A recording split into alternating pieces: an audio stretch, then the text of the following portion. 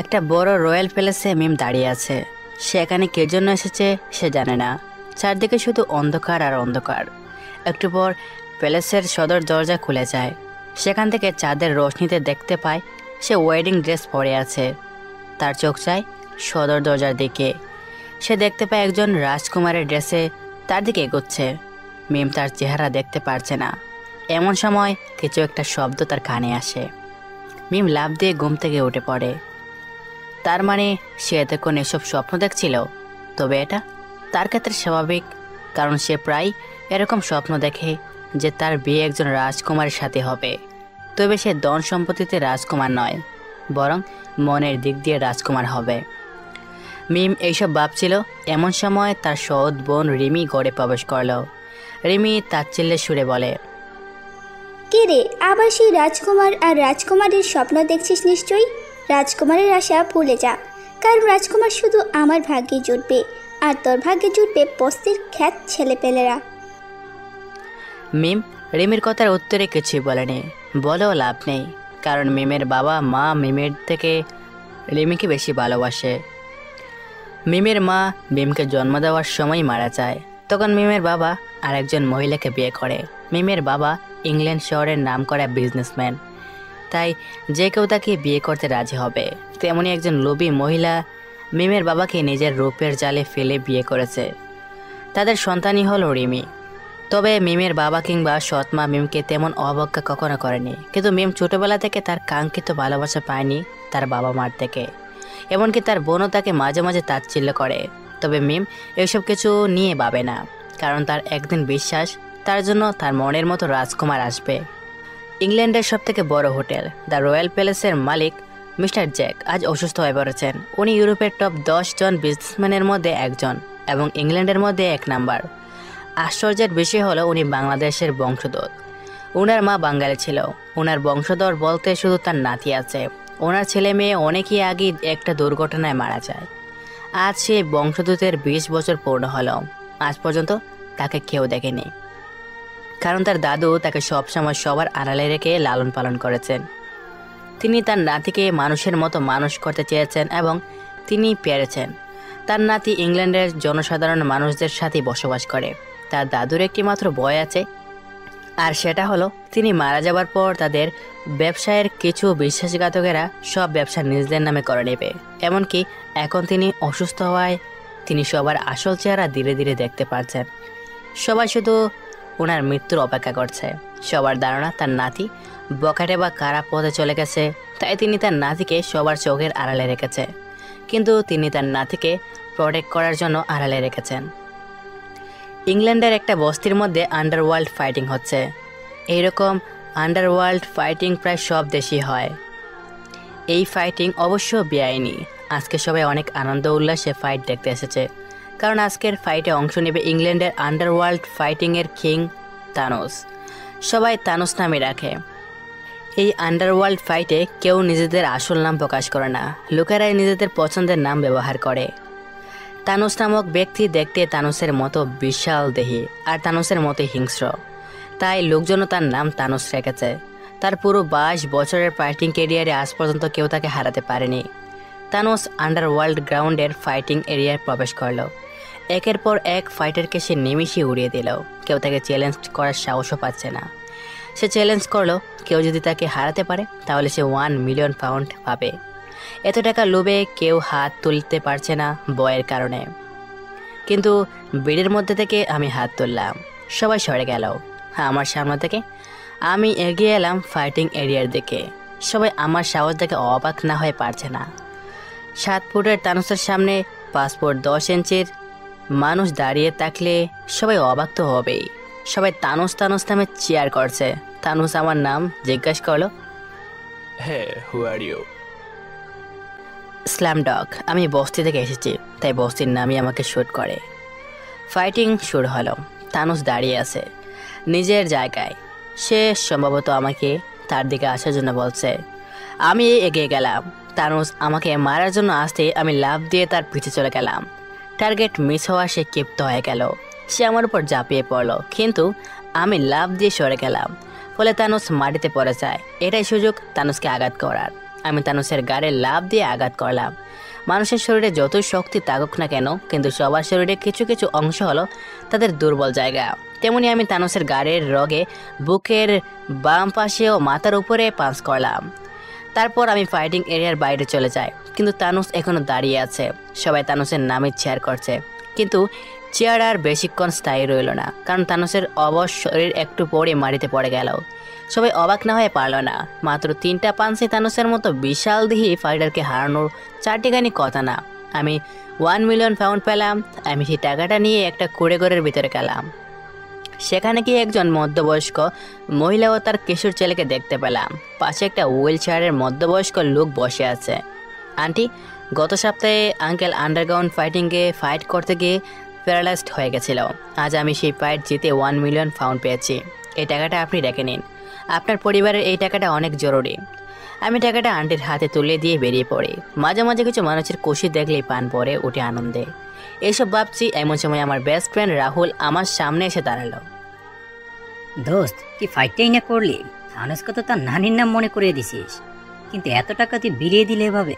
এত টাকা তো আমার বাপও একসাথে জীবনে দেখেনি। আরে দোস্ত, সবসময় টাকাই সব কিছু হয় না। মাঝে মাঝে টাকাটা বিলিয়ে দেখবি, যে সেই টাকার থেকেও বিলিয়ে দেওয়ার আনন্দটাই অনেক বেশি মূল্যবান। অন্তত কিছু টাকা রেখে দিতি, আজকে না হয় পার্টি করতাম। তুই পার্টি করতে চাস? তাহলে চল, পার্টি কাকে বলে আজকে তোকে দেখাবো। আমি রাহুলকে নিয়ে চলে গেলাম একটা রেস্টুরেন্টে। সেখান থেকে অনেক খাবার কিনে বস্তিতে নিয়ে আসলাম। বস্তির সব গরিব বাচ্চাদের নিয়ে পার্টি করবো আজকে। রাতের সময় জনসন হাউসে মিম ও তার পুরো পরিবার বসে মিটিং করছে। তার বাবা মিস্টার জসিম ওরফে জন বসে আছেন, আর তার মেয়ে মিম ও রিমি বসে আছে তার সামনে। তার সাথে বসে আছেন মিসেস জন। আচমকা মিসেস জন নিজের মুখ খুলে, মিম, তোমার বয়স তো 18 পেরোলো। এখন তোমার বিয়ের বয়স হয়ে গেছে। আমার মনে হয় তোমার বিয়ে করে ফেলা উচিত এখন। মিম তার সৎ মায়ের কথা শুনে থমকে গেল। মিম তার বাবার দিকে তাকিয়ে বলে, আমি এখন বিয়ে করব না। আমার এখনো পুরো ইংল্যান্ড ঘোরা বাকি আছে। আমি এই আবদ্ধ ঘর থেকে বেরিয়ে পুরো দেশ ঘুরতে চাই। মিমের কথা শুনে তার মা মিসেস জন বলে, তো আমি কবে মানা করেছি মিম? তুমি বিয়ের পরও ইংল্যান্ড ঘুরতে পারবে।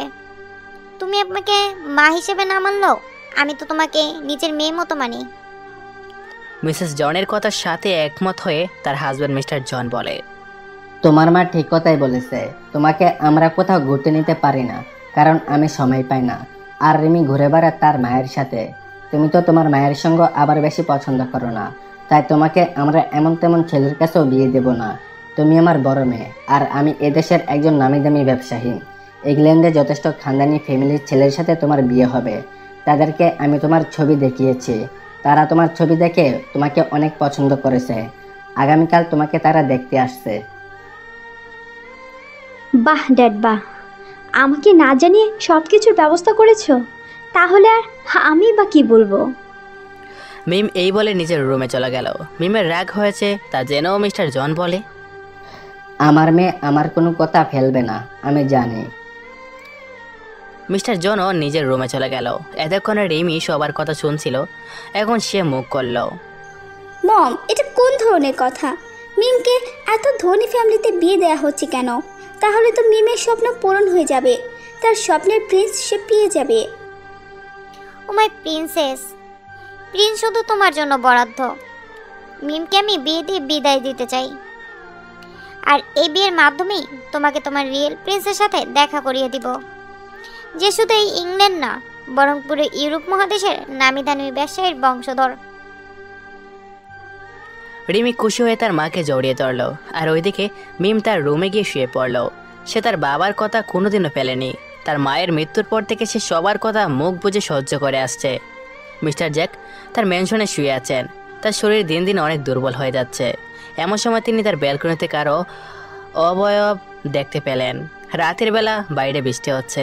বিদ্যুৎ চমকানোর আলোতে তিনি অবয়বের চেহারা দেখতে পেলেন। তার গম্ভীর মুখে হাসির রেখা ফুটে উঠল। কালো হুডি পরে একটি 20 বছরের যুবক মিস্টার জ্যাকের বিছানার সামনে গিয়ে হাঁটু গেড়ে বসলেন।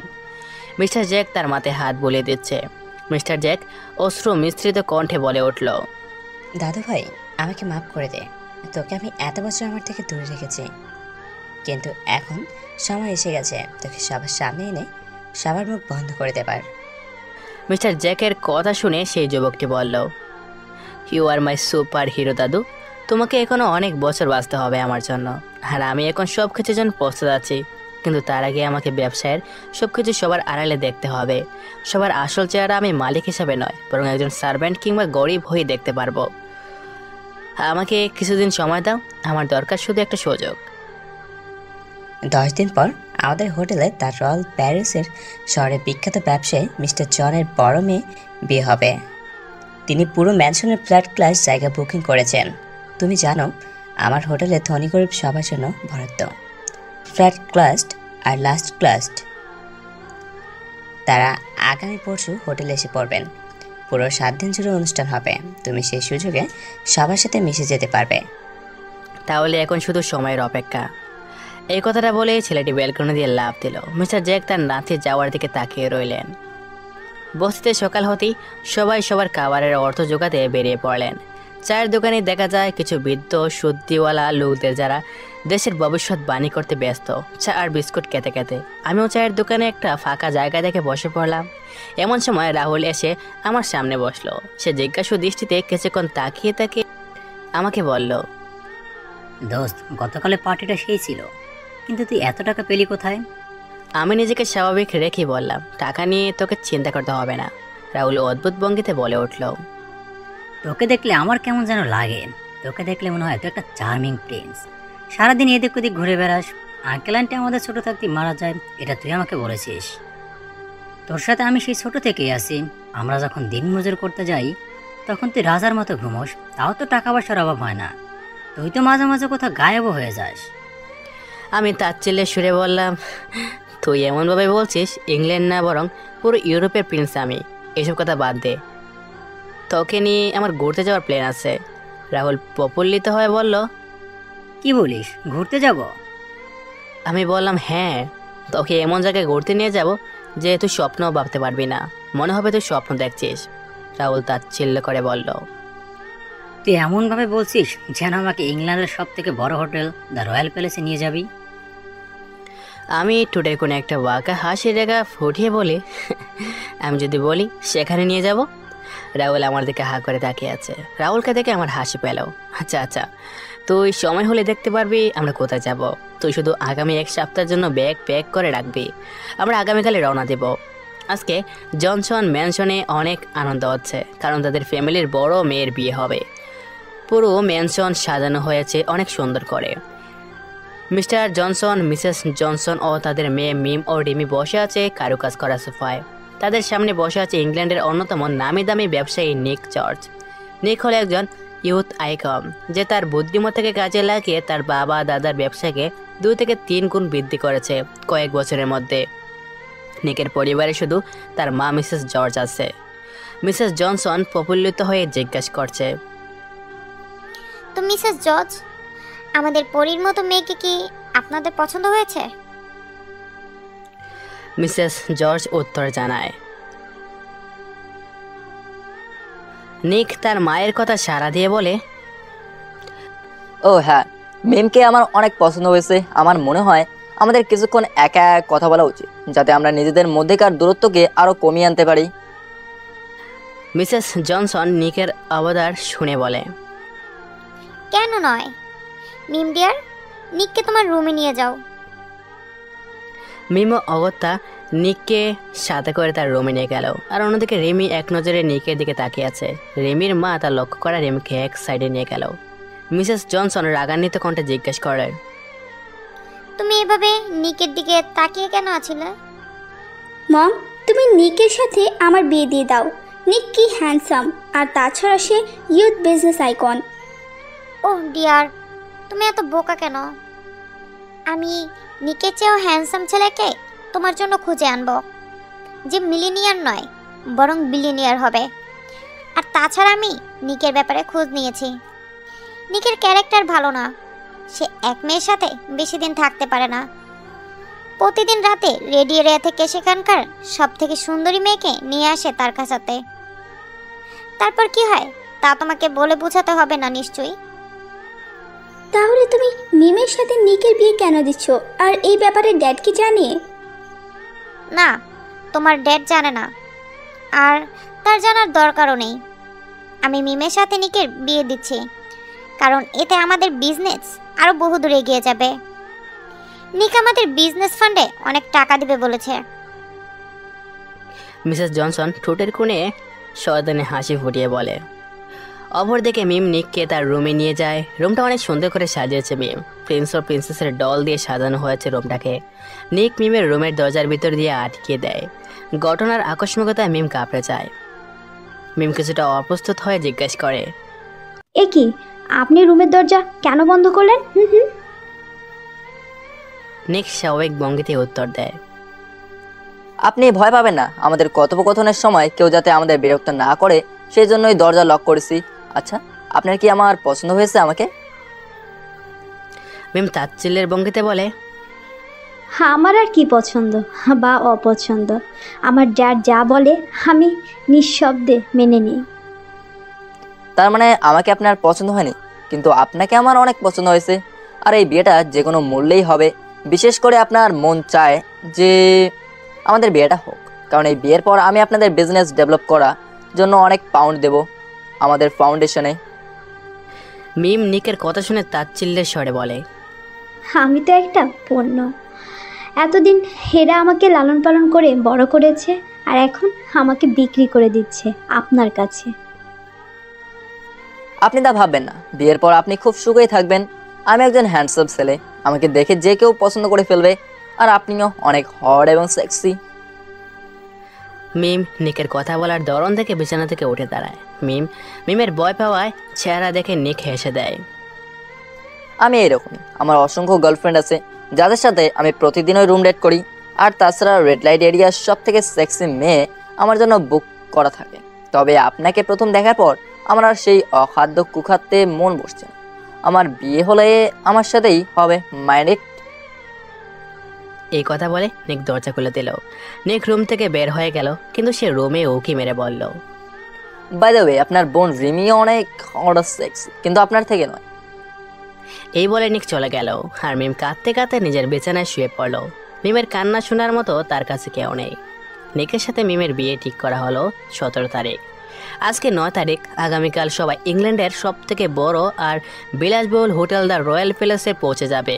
তবে তাদের একটা আপত্তি আছে, আর সেটা হলো তারা লাস্ট ক্লাসের লোকদের সহ্য করতে পারে না।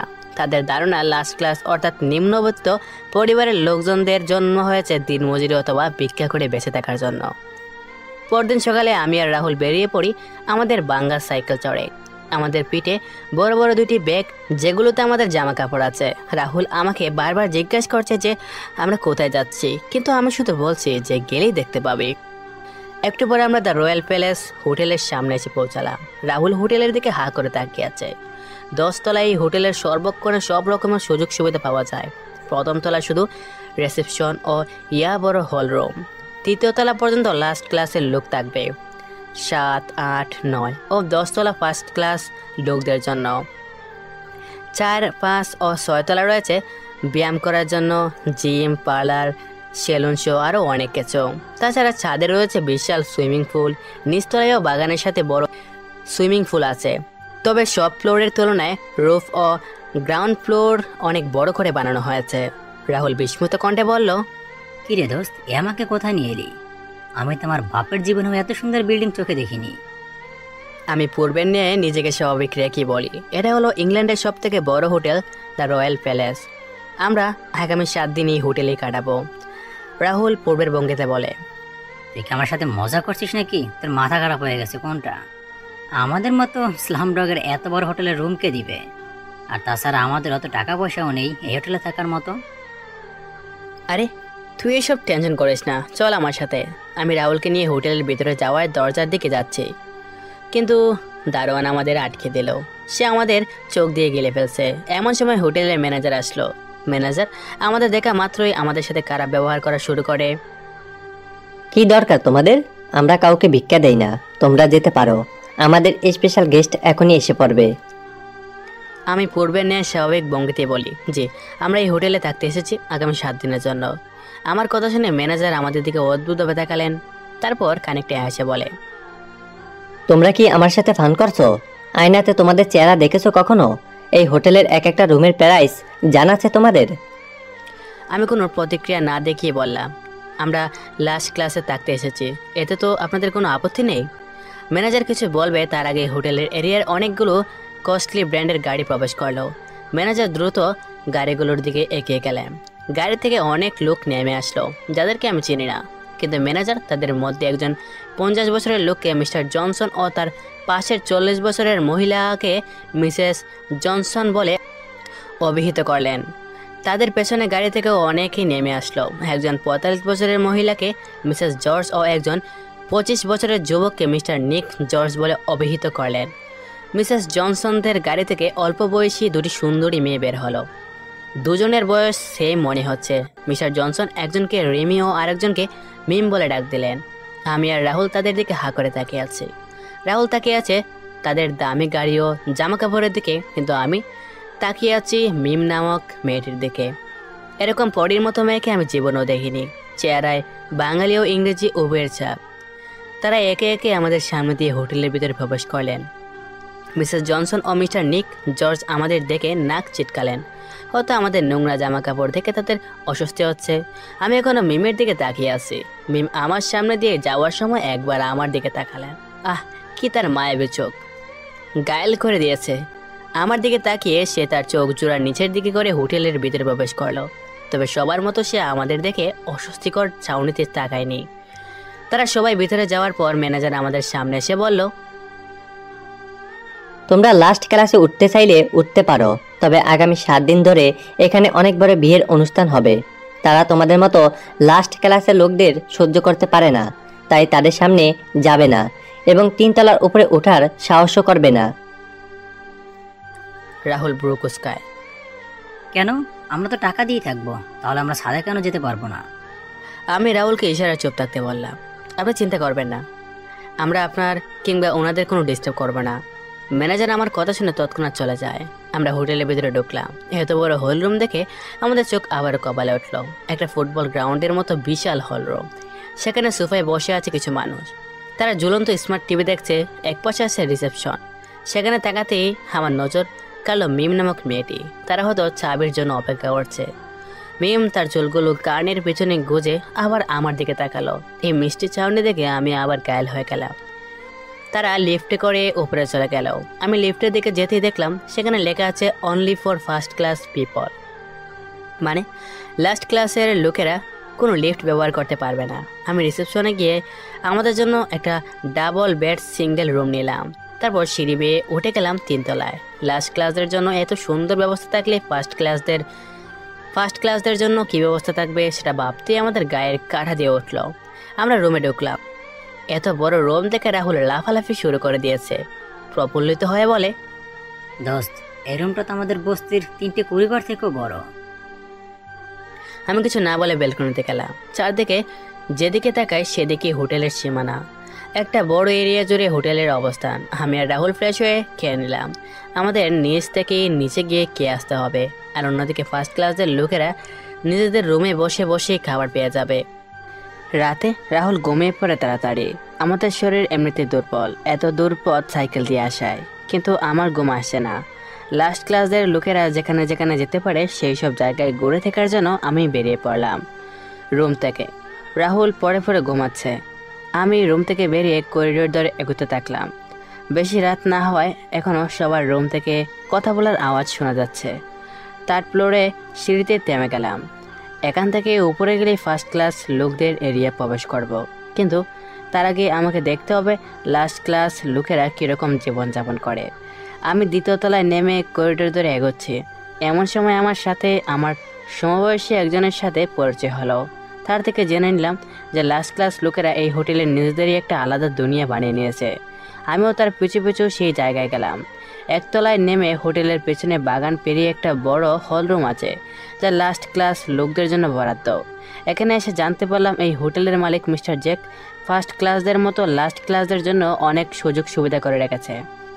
হল রুমে প্রবেশ করার সাথে সাথে দেখতে পেলাম এক আলাদা দুনিয়া। আমরা বস্তিতে যেরকম মজা আনন্দ করি এখানেও সেরকম সবাই আনন্দ করছে। একজন ডিজে গান বাজাচ্ছে মৃদু আওয়াজে, আর গানের তালা তালা সবাই নাচছে। বুড়ো থেকে যুবক যুবতী, বাচ্চা ছেলে থেকে বাচ্চা মেয়ে সবাই নিজেদের মতো আনন্দ করছে। আমিও সবার সাথে সময় কাটাতে থাকি। এই জায়গাটা একটা ক্লাবের মতো বললেও চলে। মিম তার রুমে শুয়ে আছে, তার কিছুতে ঘুম আসছে না। সে ব্যালকনিতে গিয়ে দাঁড়ায়। চাঁদনি রাতে আশেপাশের দৃশ্য খুবই মনোরম লাগছে তার কাছে। এমন সময় তার রুমের দরজা কেউ নক করলো।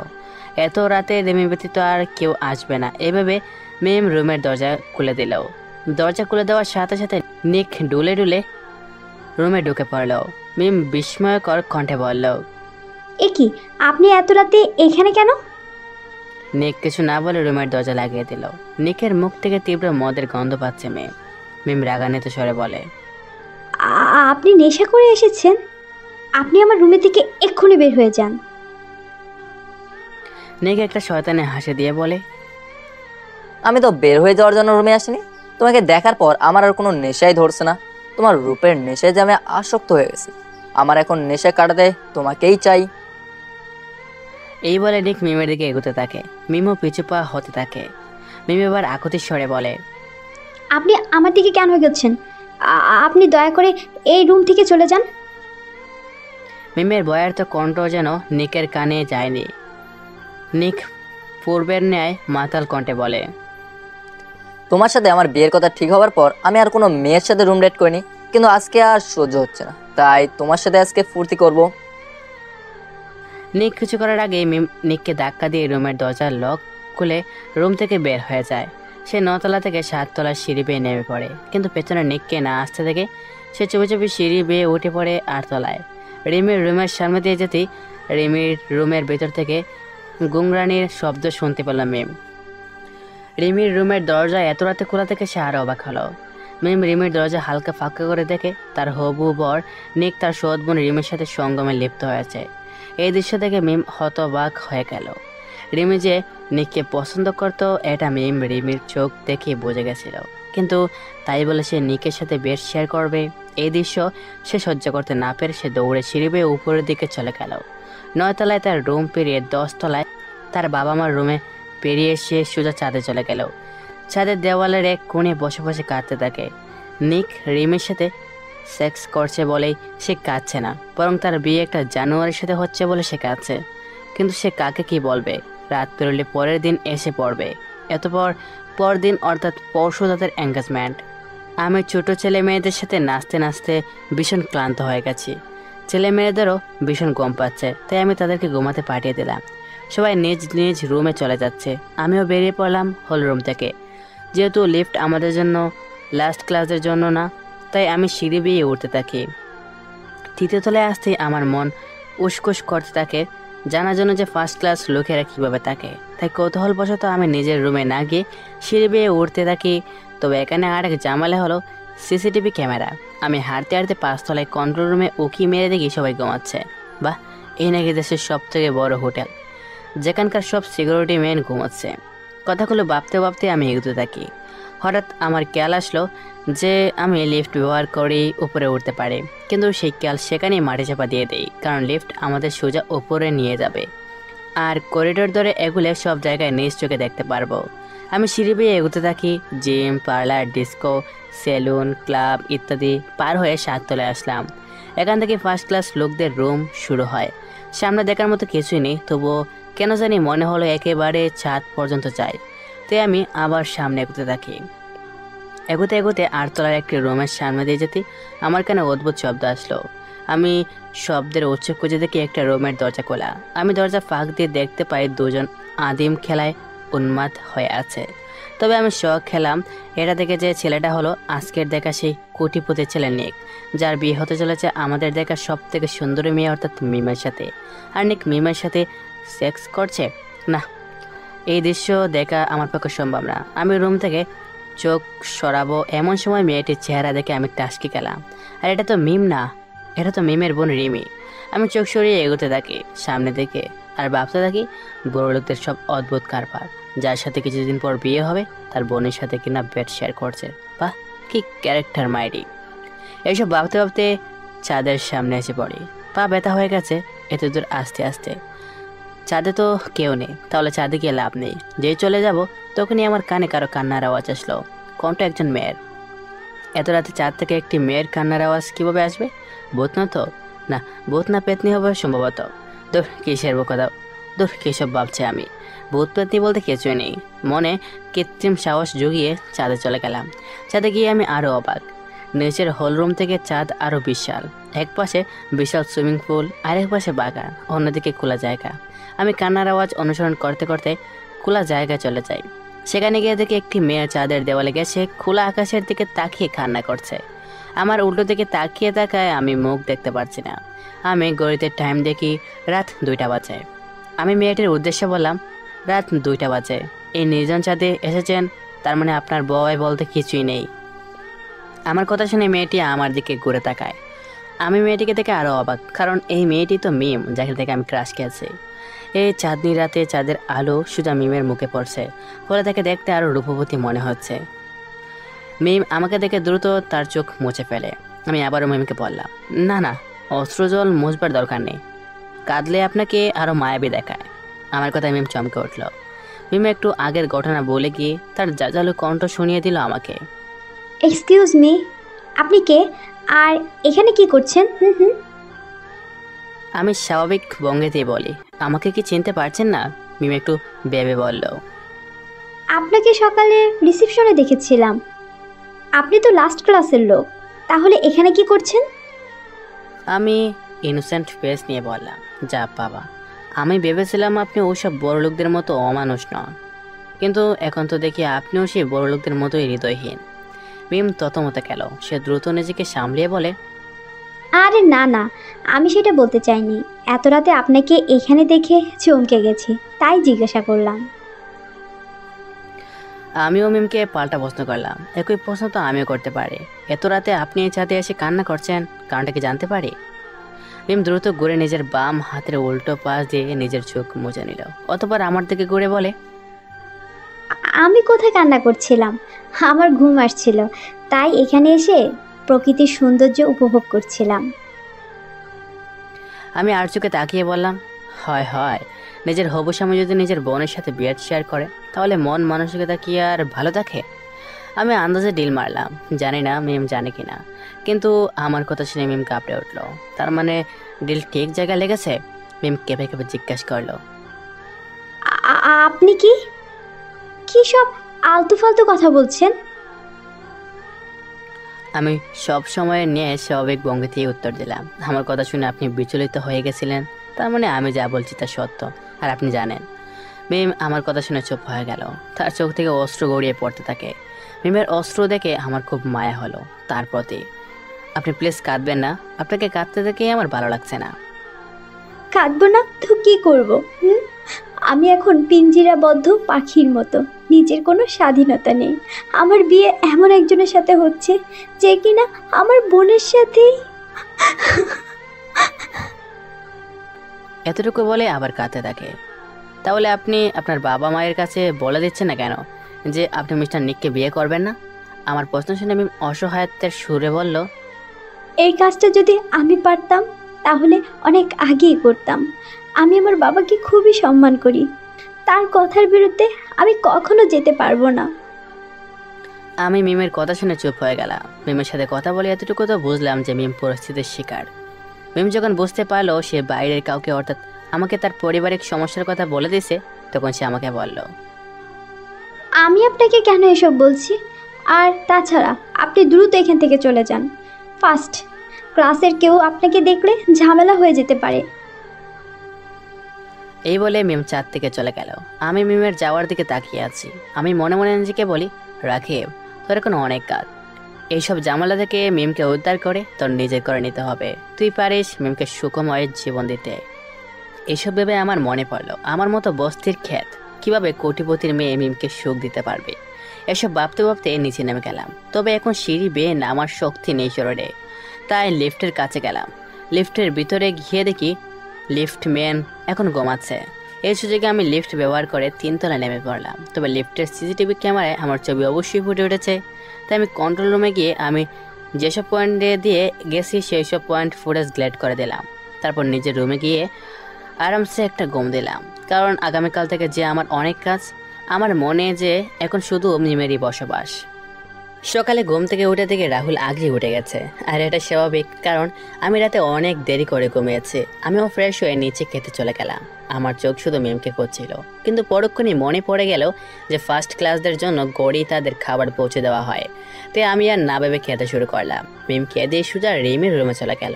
হঠাৎ মিমের আগমনে রিমি অবাক হয়ে গেল। রিমি অবাকের ভঙ্গিতে জিজ্ঞেস করলো, এ কি, তুই এখন এখানে এ সময়? মিম রাগান্বিত কণ্ঠে বলল, আমি তোকে শুধু এতটুকুই বলতে এসেছি যে তোর যদি নিককে ভালোই লাগে তাহলে তাকে বিয়ে করে ফেল না। এভাবে রাতে বেড শেয়ার করার মানে কি? মিমের কথা রিমি বরকে যায়। তুই যেহেতু জেনে গেছিস তাহলে এটাও জেনে নে যে নিক আমার ক্রাশ। নিকের মতো হ্যান্ডসাম ছেলের সাথে যে কেউ হ্যাং আউট করতে চাইবে, তবে আমি নিককে বিয়ে করব না। মম আমার জন্য আরও বড় লোক আর হ্যান্ডসাম ছেলে খুঁজছে। এই হোটেলের মালিকের নাতি, অর্থাৎ পুরো ইউরোপের টপ কোটিপতির মধ্যে একজন তার বংশধর। তুই যাকে ইচ্ছে তাকেই বিয়ে কর, আই ডোন্ট কেয়ার। মিম রেগে মেগে রিমির রুম থেকে বের হয়ে যায়। প্রতিমধ্যে মিমের সাথে তার বাবা মিস্টার জনসনের সাথে দেখা হয়। মিস্টার জনসন তার মেয়েকে বলে, মিম, আগামীকাল যেহেতু তোমার সাথে নিকের এঙ্গেজমেন্ট, তাই আজকে সন্ধ্যায় একটা পার্টির অ্যারেঞ্জমেন্ট করেছে। তুমি ঠিক সময়ে রেডি হয়ে নিও। মিম কিছু না বলে নিজের রুমে চলে গেল। আমি আর রাহুল হোটেল গড়ে ফিরে দেখছি। রাহুল গতকালের নিয়ে বিস্মিত কণ্ঠে বলল, আমার এখনো যেন মনে হচ্ছে যে আমি স্বপ্ন দেখছি। আমি এখনো বিশ্বাস করতে পারছি না যে আমি এই হোটেলে এক রাত থেকেছি। আমিও পূর্বের নিয়ে স্বাভাবিক ভঙ্গিতে বললাম, আরো 6 রাত বাকি আছে। তাছাড়া তুই এই হোটেলের রাতের কথা জানিস না? গতকাল তুই গরুর মতো ঘুমিয়েছিস, অথচ আমি এই হোটেলের আসল চমক গতকাল দেখেছি। বড় থেকে ছোট সবাই পার্টি করে রাতে। সেই পার্টি দেখলে মনে করবি ফার্স্ট ক্লাস লোকদের চেয়ে লাস্ট ক্লাস লোকেরা বেশি আরামায়েশ থাকে। রাহুল প্রফুল্লিত হয়ে ওঠে। সে বলে, তাহলে তো আজকেও আমি পার্টি করব। আজকে ফার্স্ট ক্লাসের লোকেরা তাদের পার্টি করবে, আর আমরা লাস্ট ক্লাসের লোকেরা নিজেদের পার্টি করব। আমি বুরুকুসকে জিজ্ঞেস করলাম, ফার্স্ট ক্লাসের পার্টি মানে? রাহুল বলল, আরে তুই জানিস না, আজকে সন্ধ্যা বড় লোকদের পার্টি হবে ছাদে। শুনেছি কার যেন এঙ্গেজমেন্টের পার্টি হবে। আমি রাহুলের কথা শুনে বুঝলাম যে আজকে মিমের এঙ্গেজমেন্টের পার্টি হবে। তাহলে আজকে তো আমাকে পার্টিতে যেতেই হবে। সন্ধ্যা হতে মিম চলে গেল চাঁদে। অনেক সুন্দর করে চাঁদ সাজানো হয়েছে, আর অন্যদিকে আমিও রেডি হয়ে পড়লাম। রাহুল আমাকে থেকে জিজ্ঞেস করলো, কিরে, কোথায় যাবি এখন? আমি দরজার কাছে এসে বললাম, ফার্স্ট ক্লাসদের পার্টিতে যাব। রাহুল চমকে গেল। সে বলল, তোর মাথা খারাপ নাকি? সেখানে আমাদের যাওয়া নিষেধ। আমি বাঁকে হাসি দিয়ে বললাম, সেটা তোদের মতো বোকাদের জন্য, আমার মতো ইন্টেলিজেন্টদের জন্য নয়। আমি রুম থেকে বের হয়ে পড়লাম। সিঁড়ি বেয়ে এগোতে থাকি। আজকে যেহেতু ছাদে পার্টি হচ্ছে, তাই পুরো হোটেলের কোটিপতি গায়কেরা ছাদে গেছে। আমিও চুপি চুপি চলে গেলাম। আমি ছাদে যাওয়ার পর সবার চক্ষু আড়ালে বাগানের দিকে গেলাম। আশেপাশে তাকিয়ে দেখি সবাই অনেক দামি দামি জামা কাপড় পরেছে। আমি নিজের দিকে তাকিয়ে দেখি একটা পুরান শার্ট, কম দামে প্যান্ট আর স্যান্ডেল। এক্ষুনি বদমাস ম্যানেজারকেও দাঁড়িয়ে থাকতে দেখলাম। আমার চোখ শুধু এখন মিমকে খুঁজছে। সবাই ড্রিঙ্ক করছে। হঠাৎ দেখতে পেলাম মিম তার বাবা মায়ের সাথে দাঁড়িয়ে আছে। আমি মিমের দিকে এগোচ্ছি। এমন সময় একজন ওয়েটারের সাথে ধাক্কা খেলাম। ফলস্বরূপ তার হাতের ড্রিঙ্কস আর ট্রে হাত থেকে পড়ে যায়। ট্রে পড়ার শব্দে সবাই আমার দিকে উৎসুকভাবে তাকিয়ে আছে। ম্যানেজার আমাকে দেখা মাত্র চিনে ফেলছে। ম্যানেজার আমার সামনে এসে সোজা আমার কলার ধরলো। ম্যানেজারকে দেখে বোঝা যাচ্ছে সে আমার উপর ভীষণ ক্ষুব্ধ। সে দাঁতে দাঁত চেপে বলল, তোকে আমি আগেও বলেছিলাম যে তুই ফার্স্ট ক্লাসদের এরিয়ায় আসবি না, কিন্তু তুই তো সোজা ছাদে চলে এসেছিস। ম্যানেজারের কথায় মিম ও নিকের পরিবার আমার কাছে আসলো। মিস্টার জনসন জিজ্ঞেস করলো, কি হয়েছে ম্যানেজার? ম্যানেজার এবার বিনয় সুরে বলল, আই এম সরি স্যার, এই লাস্ট ক্লাসের ছেলে আপনাদের পার্টিতে চলে এসেছে।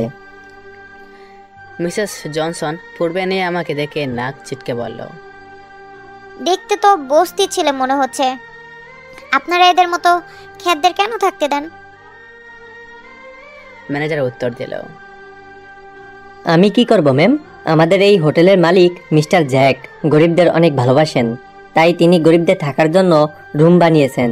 তবে তারা ফার্স্ট ক্লাস এরিয়ায় প্রবেশ করতে পারবে না।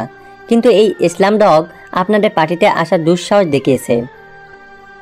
আমি এখন কি করবো বুঝতেছি না। এমন সময় আমার মাথায় একটা পেন আসলো। আমি মিমের দিকে তাকিয়ে একটা বাঁকা হাসিতে জিজ্ঞেস করলাম, আপনি কিছু বলবেন না? আমার প্রশ্ন শুনে সবাই অবাক হয়ে মিমের দিকে তাকালো। মিম আমার দিকে বিস্ময়কর দৃষ্টিতে তাকিয়ে আছে। মিম কি বলবে বুঝতে পারছে না। নিক অস্থির কণ্ঠে জিজ্ঞেস করলো, মিম, তুমি এই খ্যাত ছেলেকে চেনো নাকি?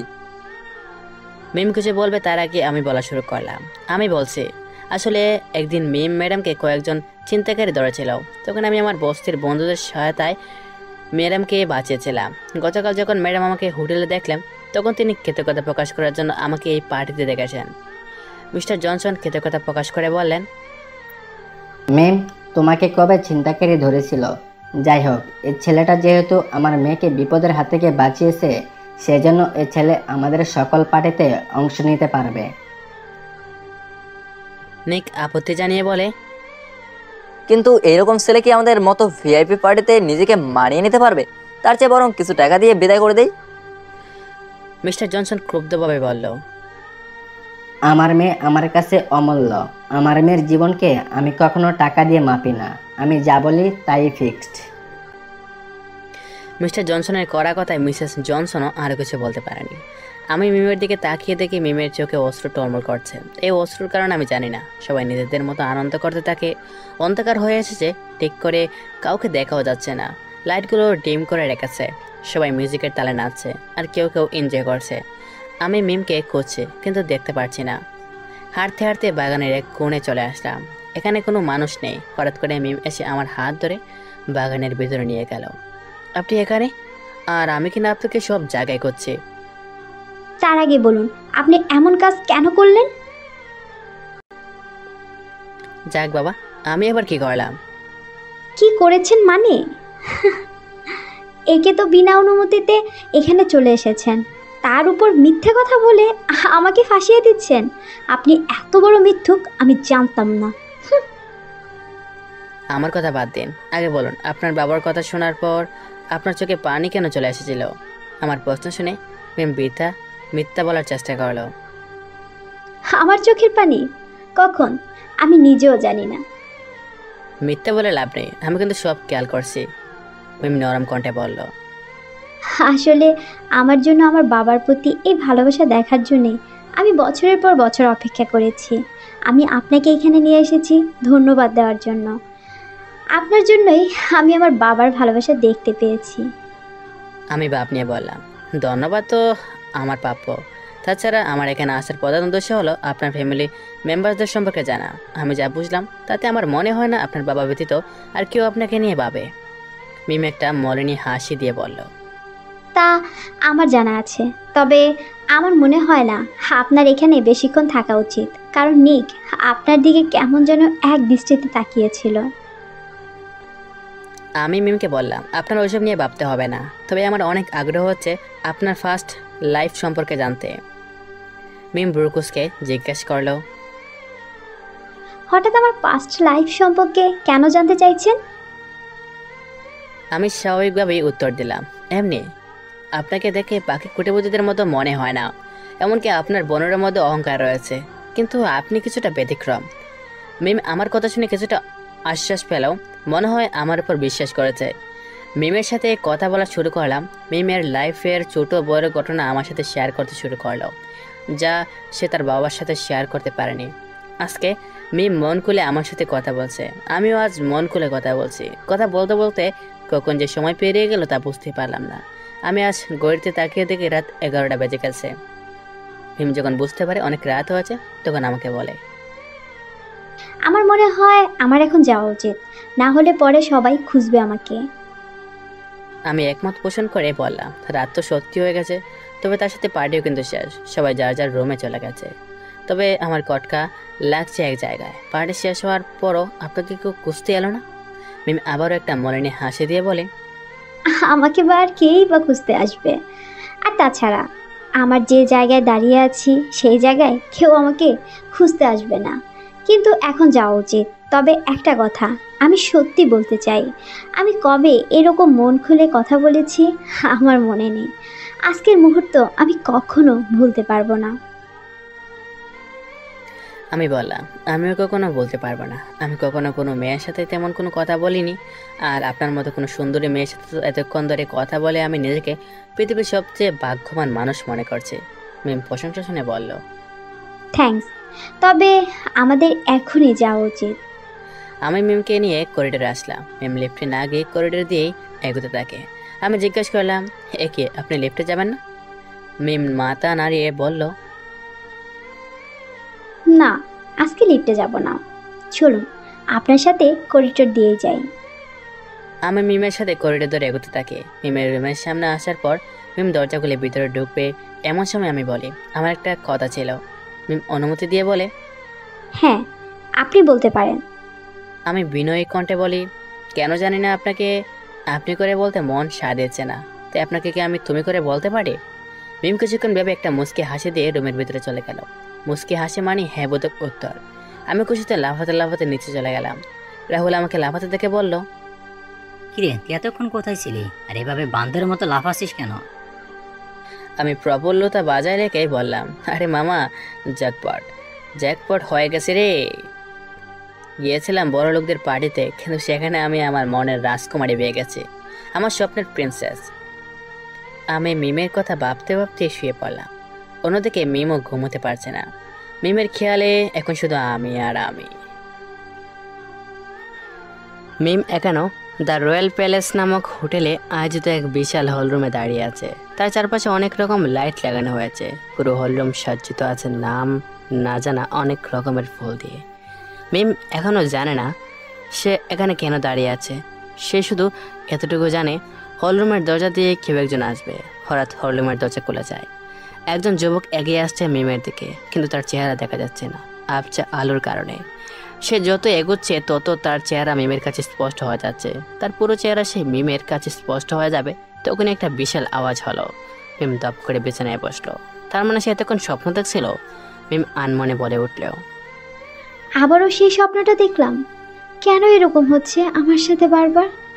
সেই যুবকের চেহারা গতবারও আমি দেখতে পারিনি, কিন্তু এবার আবছা আবছা দেখতে পেয়েছি। যুবকের চেহারা ছাপের সাথে কারো যেন ছাপ মিলে যাচ্ছে, কিন্তু আমি মনে করতে পারছি না। মিম মনে মনে কথাগুলো ভেবে ফ্রেশ হয়ে নিল। একটু পর মিমের বাবা এসে মিমকে নিচে হলরুমে নিয়ে গেল। আজকে নিচের হলরুমে পুরোটা সাময়িক সময়ের জন্য মিমের বাবা বুক করে নিয়েছে। আসলে টাকা থাকলে কি না করা যায়। সবাই মিমের জন্য অপেক্ষা করছিল। মিম দেখতে পেল সবাই দুটি লাইনে দাঁড়িয়ে আছে, আর সামনে একটা স্টেজের মতো বানানো হয়েছে। সেই স্টেজের উপর নিক আগে থেকে দাঁড়িয়েছিল। মিমকেও নিকের পাশে নিয়ে যাওয়া হলো। নিক একটা হীরের রিং বের করে মিমকে পরিয়ে দিল। মিমও একটা রিং বের করে নিককে পরিয়ে দিল। রিং পরানোর সময় মিমের চোখ আশেপাশে কাউকে যেন করছিল। রিং পরানোর সময় মিমের চোখ থেকে 2 ফোঁটা পানি গড়িয়ে পড়ল। তবে সেই পানি দেখার মতো কারোর সময় নেই। ব্যাস হয়ে গেল মিমের এঙ্গেজমেন্ট হতেই সবাই সবার মতো আনন্দ ফুর্তি করা শুরু করলো। কেউ কেউ ড্রিঙ্কস করছে, আবার কেউ গানের তালে নাচছে। নিক এসে মিমকে ডান্স ফ্লোরে জোর করে নিয়ে গেল। মিম যেতে চাইছিল না, তাও বাধ্য হয়ে যেতে হলো। কিন্তু নিকের উদ্দেশ্য ভালো ছিল না। নিক ডান্সের সুযোগে মিমের শরীরে বিভিন্ন স্পর্শকর্তার জায়গায় হাত দিচ্ছিল, যা মিমের অস্বস্তি বাড়িয়ে দেয়। মিম নিককে সবার সামনে ধাক্কা দিয়ে নিচে চলে যায় হলরুম থেকে। এভাবে ধাক্কা খেয়ে নিক অনেকটি অপমান বোধ করল। মিম হলরুম থেকে বেরিয়ে অশ্রু বিসর্জন করতে করতে করিডোর ধরে এগোতে থাকে। হঠাৎ আমি এসে মিমকে টেনে বাগানের দিকে নিয়ে যাই। আমি মিমের চোখে অশ্রু জল দেখে জিজ্ঞেস করলাম, এভাবে চড়ছিলেন কেন, আর তোমার চোখে পানি কেন? মিম নিজের অশ্রু মুছে বলে, এমনি কিছু হয়নি। আমি নিষ্পাপ ভঙ্গিতে বললাম, তার মানে তুমি আমাকে এখনো বিশ্বাস করতে পারোনি? মিম বলে, আরে না, আসলে তা নয়, আমি অন্য কারণে বিরক্ত বোধ করছি। বাই দ্য ওয়ে, তোমাকে তো আমি কোথাও দেখতে পেলাম না এঙ্গেজমেন্টের সময়। কোথায় ছিলে?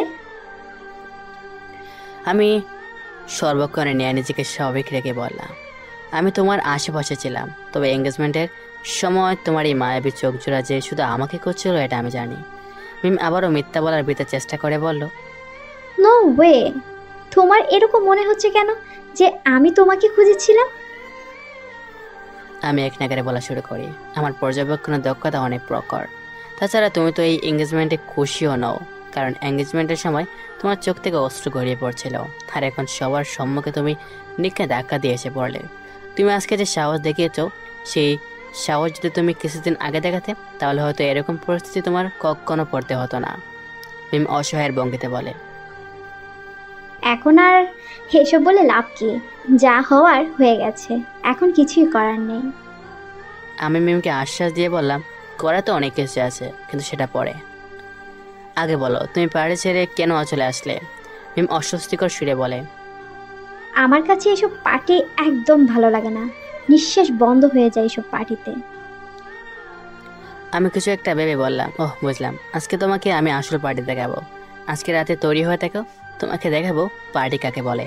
মিম উৎকণ্ঠী হয়ে বলে, রাতে কেন? আর এই হোটেলে পার্টি কোথায় হয়? আমি মিমের হাত জোড়া আবদ্ধ করে জিজ্ঞেস করি, আমাকে বিশ্বাস করো তো? মিম নরম সুরে বলে, হ্যাঁ করি। বিশ্বাস না হলে কি গতকাল রাতে আমি তোমাকে আমার পাস্ট লাইফ সম্পর্কে জানাতাম? আচ্ছা ঠিক আছে, রাতে রেডি থাকবো, তুমি নক দিলেই বেরিয়ে আসবো। আমি মিমকে এগিয়ে দিয়ে রাহুলের কাছে গেলাম। এতক্ষণ আমাদের মাঝে যা কিছু হলো তা কেউ একজন চুপি চুপি শুনছিল, আর সে কেউ নয়, বরং এই হোটেলের ম্যানেজার। আমার উপর তার শুরু থেকে নজর ছিল। আমি সোজা চলে গেলাম আমার রুমে। সেখানে রাহুল আগে থেকে আমার জন্য অপেক্ষা করছিল। আমাকে দেখেই বলল, কিরে দোস্ত, তুই সারাদিন কোথায় থাকিস? তুই আমাকে এই হোটেলে ঘুরতে নিয়ে এসে এখন আমাকে রেখে ঘুরছিস? আমি রাহুলকে শান্ত করে বলি, আরে দোস্ত রাগ করিস না, আজকে রাতে তোকে এই হোটেলের সব থেকে সুন্দর ইভেন্ট অর্থাৎ লাস্ট ক্লাসদের পার্টিতে নিয়ে যাব। আর বাই দ্য ওয়ে, আমি তোকে তোর হবু বাবির সাথেও সাক্ষাৎ করিয়ে দেব। রাহুল বিস্মিত হয়ে বলল, কি বলিস মামা? তুই তাহলে তাহলে টেম্পো চালাস আর আমি জানতেও পারলাম না। কেশি ভাগ্যবতী মেয়ে যে আমার ভাবি হবে। লাস্ট ক্লাসের কোনো রুমে থাকে নাকি এই হোটেলে কাজ করে? রাহুলের প্রশ্ন শুনে আমার মাথার 440 ডিগ্রি গরম হয়ে গেল। আমি ধমক দিয়ে বললাম, শালা, তোর ভাবনা যে নিচু লেভেলের তা দেখেই বোঝা যায়।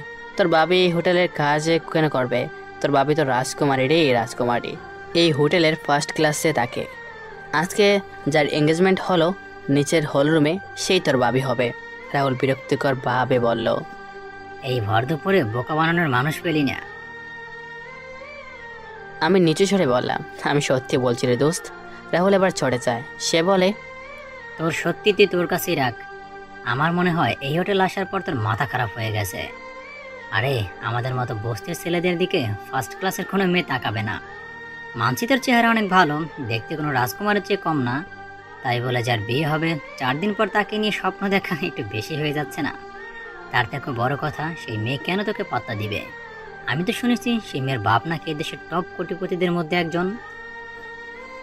আমি রাহুলকে স্বাভাবিকভাবেই বললাম, দেখ দোস্ত, তোকে এখন বেশি কিছু বলতে পারবো না। তার সাথে যদি দেখা করতে যাস তাহলে রাতে রেডি হয়ে থাকবি। রাহুল আমার কথা শুনে শুধু মাথা নাড়ালো। ওর মুখ দেখে বোঝাই যাচ্ছে যে সে এখনো আমার কথায় বিশ্বাস করতে পারছে না। তবে রাহুল এটাও ভালো করে জানে যে আমি কখনো অকারণে মিথ্যা কথা বলি না। রাত হয়ে গেছে কিছুক্ষণ আগে। বড় লোকের আলালের ঘরে দুলালিরা কমিয়ে আছে, আর অন্যদিকে আমাদের মতো গরিব ক্ষেতরা সারাদিন পরিশ্রমের পর রাতে একমুঠো আনন্দের জন্য বিভিন্ন কিছু করার চেষ্টা করছে। আমি রাহুলকে নিচে হলরুমের পেছনে দাঁড়াতে বলে মিমকে আনতে গেলাম উপরে। সিঁড়ি বেয়ে উপরে উঠে পড়লাম, কিন্তু সিসিটিভি ক্যামেরাতে আমি ধরা পড়লেও সমস্যা নেই, কারণ কন্ট্রোল রুমের দায়িত্ব যারা আছে তাদের থাকা না থাকার সমান। আমি মিমের দরজার 2 বার টোকা দিলাম। একটু পর মিম বেরিয়ে আসলো। মিম আমাকে দেখে বলল, আমি তো ভেবেছিলাম তুমি মজা করছো।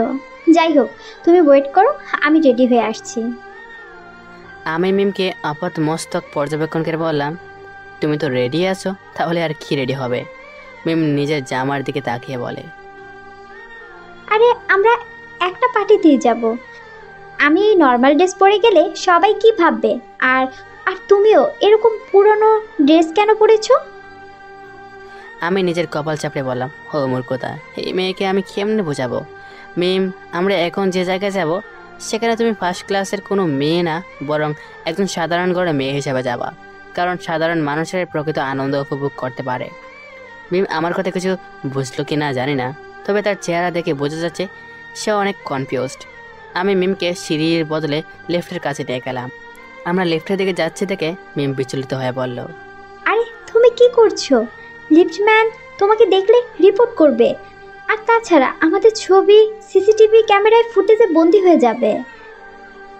আমি একটা মুচকি হাসি দিয়ে বললাম, আরে এই হোটেলের সকল স্টাফেরা হলো কামচোর, তুমি শুধু দেখে যাও। আমি মিমকে নিয়ে লিফটের ভিতরে চলে গেলাম। সেখানে লিফটম্যান আগে থেকেই নাক ডেকে ঘুমাচ্ছিল। আমরা লিফট ব্যবহার করেই নিচে নেমে গেলাম। তারপর মিমকে হোটেলের পেছন দিকটায় নিয়ে গেলাম। সেখানে রাহুল আগে থেকেই উপস্থিত ছিল। রাহুল মিমকে দেখে চিনতে পেরেছে, কারণ মিম আর নিকের বিয়ের ব্যানার লাস্ট ক্লাস থেকে ফার্স্ট ক্লাসের সব করিডোরে লাগানো আছে। আমি মিমের সাথে রাহুলের পরিচয় করে দিয়ে বললাম, মিম এ হলো আমার বেস্ট ফ্রেন্ড রাহুল, আর রাহুল এ হলো মিম, যার কথা তোকে বলেছিলাম। রাহুল বিস্মিত কণ্ঠে বলল, আমার বিশ্বাস হচ্ছে না বন্ধু, তুই তো পুরাই ফাটিয়ে দিয়েছিস।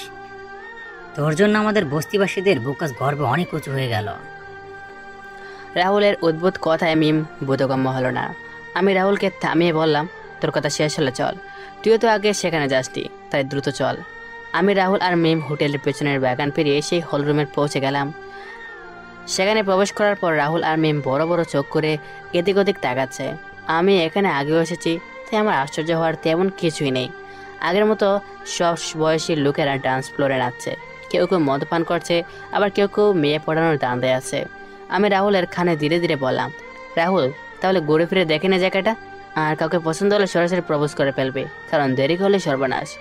আমার কথার মানে বুঝতে পেরে রাহুল বিড়ের ভিতরে চলে গেল। মিম বিস্মিত কণ্ঠে বলল, আমি সত্যি এরকম পার্টি জীবনও দেখিনি। আমি তো আজ পর্যন্ত সেই বোরিং পার্টি অ্যাটেন্ড করে এসেছি। আমি একটু মুচকে হাসি দিয়ে বলি, তাহলে চলো আজকে তোমাকে পার্টির আসল মজা দেখাই। আমি মিমের হাত ধরে ডান্স ফ্লোরে নিয়ে গেলাম। সেখানে সবাই একে অপরের সাথে নাচছে, আবার কিছু সময় পর পর নিজেদের ইচ্ছা ডান্স পার্টনারও চেঞ্জ করে ফেলছে। আমি মিমের সাথে গানের তালে তালে নাচা শুরু করলাম। মিম প্রথমে কিছুটা অস্বস্তি বোধ করলো, পরে আমার সাথে তাল মিলিয়ে নাচা শুরু করলো। একটু পর আমরা আমাদের পার্টনার চেঞ্জ করে ফেললাম। মিম নাচা শুরু করলো একজন বৃদ্ধ লোকের সাথে, আর আমি নাচতে থাকি একটি বাচ্চা মেয়ের সাথে, যার বয়স 8 থেকে 10 বছর হবে। অনেকক্ষণ নাচার পর আমরা আবার নিজেদের পার্টনারের কাছে চলে এলাম। আমি মিমকে জিজ্ঞেস করলাম, কেমন লাগছে? মিম খুশি মনে উত্তর দেয়, দারুণ। আমরা নাচতে নাচতে ক্লান্ত হয়ে গেলাম। তারপর দুজনে চেয়ারে বসে পড়লাম। মিম আমার প্রশংসা করে বলল, খুব দারুণ নাচো। আমিও বললাম, তুমিও ভালো নাচতে পারো। আমার কথা বলার পর দেখি আমার সাথে যে ছোট্ট মেয়ে নাচছিল, সে মুখ ফুলিয়ে আমার দিকে তাকিয়ে আছে। আমি মেয়েটির উদ্দেশ্যে বললাম, আরে না না, এই পার্টিতে সব থেকে ভালো নাচতে পারে আমার সাথে যে কিউট মেয়ে ছিল সেই মেয়েটি। আমার মুখ থেকে প্রশংসা শুনে মেয়েটি আমাকে ভাইয়া বলে জড়িয়ে ধরলো। মিম বুঝতে পারি ব্যাপারটা। মেয়েটি চলে যাওয়ার পর মিম বলে, সত্যি বলতে আজকের পার্টি আমি অনেক এনজয় করেছি। কেন যে আমি এরকম নিম্নবিত্ত পরিবারে জন্মগ্রহণ করিনি। আমি বাস্তবিক প্রেক্ষাপট তুলে ধরে বললাম, আমাদের মনও বড়ই অদ্ভুত জিনিস। তোমার মতো যারা নিষ্পাপ, শুধু তাদের মনে এই কথাটা আসবে। আমাদের কথা বলতে বলতে একজন ওয়েটার 2 গ্লাস ওয়াইন নিয়ে আসলো। মিম এতটা ক্লান্ত হয়ে গেছিল যে সে ওয়াইনকে পানি মনে করে পান করে ফেলে। আমি হাত নাড়িয়ে নিষেধ করে বললাম, আরে মিম, এটা তো ওয়াইন। আমার কথা শেষ হতে না হতেই মিম পুরো গ্লাস কালি করে ফেলে। মিমের হাব ভাব দেখে বোঝা যাচ্ছে সে ধীরে ধীরে মাতাল হয়ে যাচ্ছে। আমি পরিস্থিতি কিছুটা আঁচ করতে পেরে বললাম, মিম, আমার মনে হয় এখন আমাদের ফিরে যাওয়া উচিত। এমনিতেই অনেক রাত হয়ে গেছে, তার উপর তুমি মাতাল হয়ে যাচ্ছ। আমি মিমের সাথে হাঁটা শুরু করলাম। মিম একটু পর পর আমার গায়ে হেলে পড়ছে। আমি মিমকে আমার কাঁধে বড় দিয়ে নিয়ে যাচ্ছি। মিম মাতাল কণ্ঠে বলতে থাকে, রাকিব, তুমি এত ভালো কেন বলো তো? তুমি জানো আজ পর্যন্ত আমি কারোর সাথে এভাবে মন খুলে সময় কাটেনি। তুমি আজ পর্যন্ত আমার সব থেকে ভালো বন্ধু।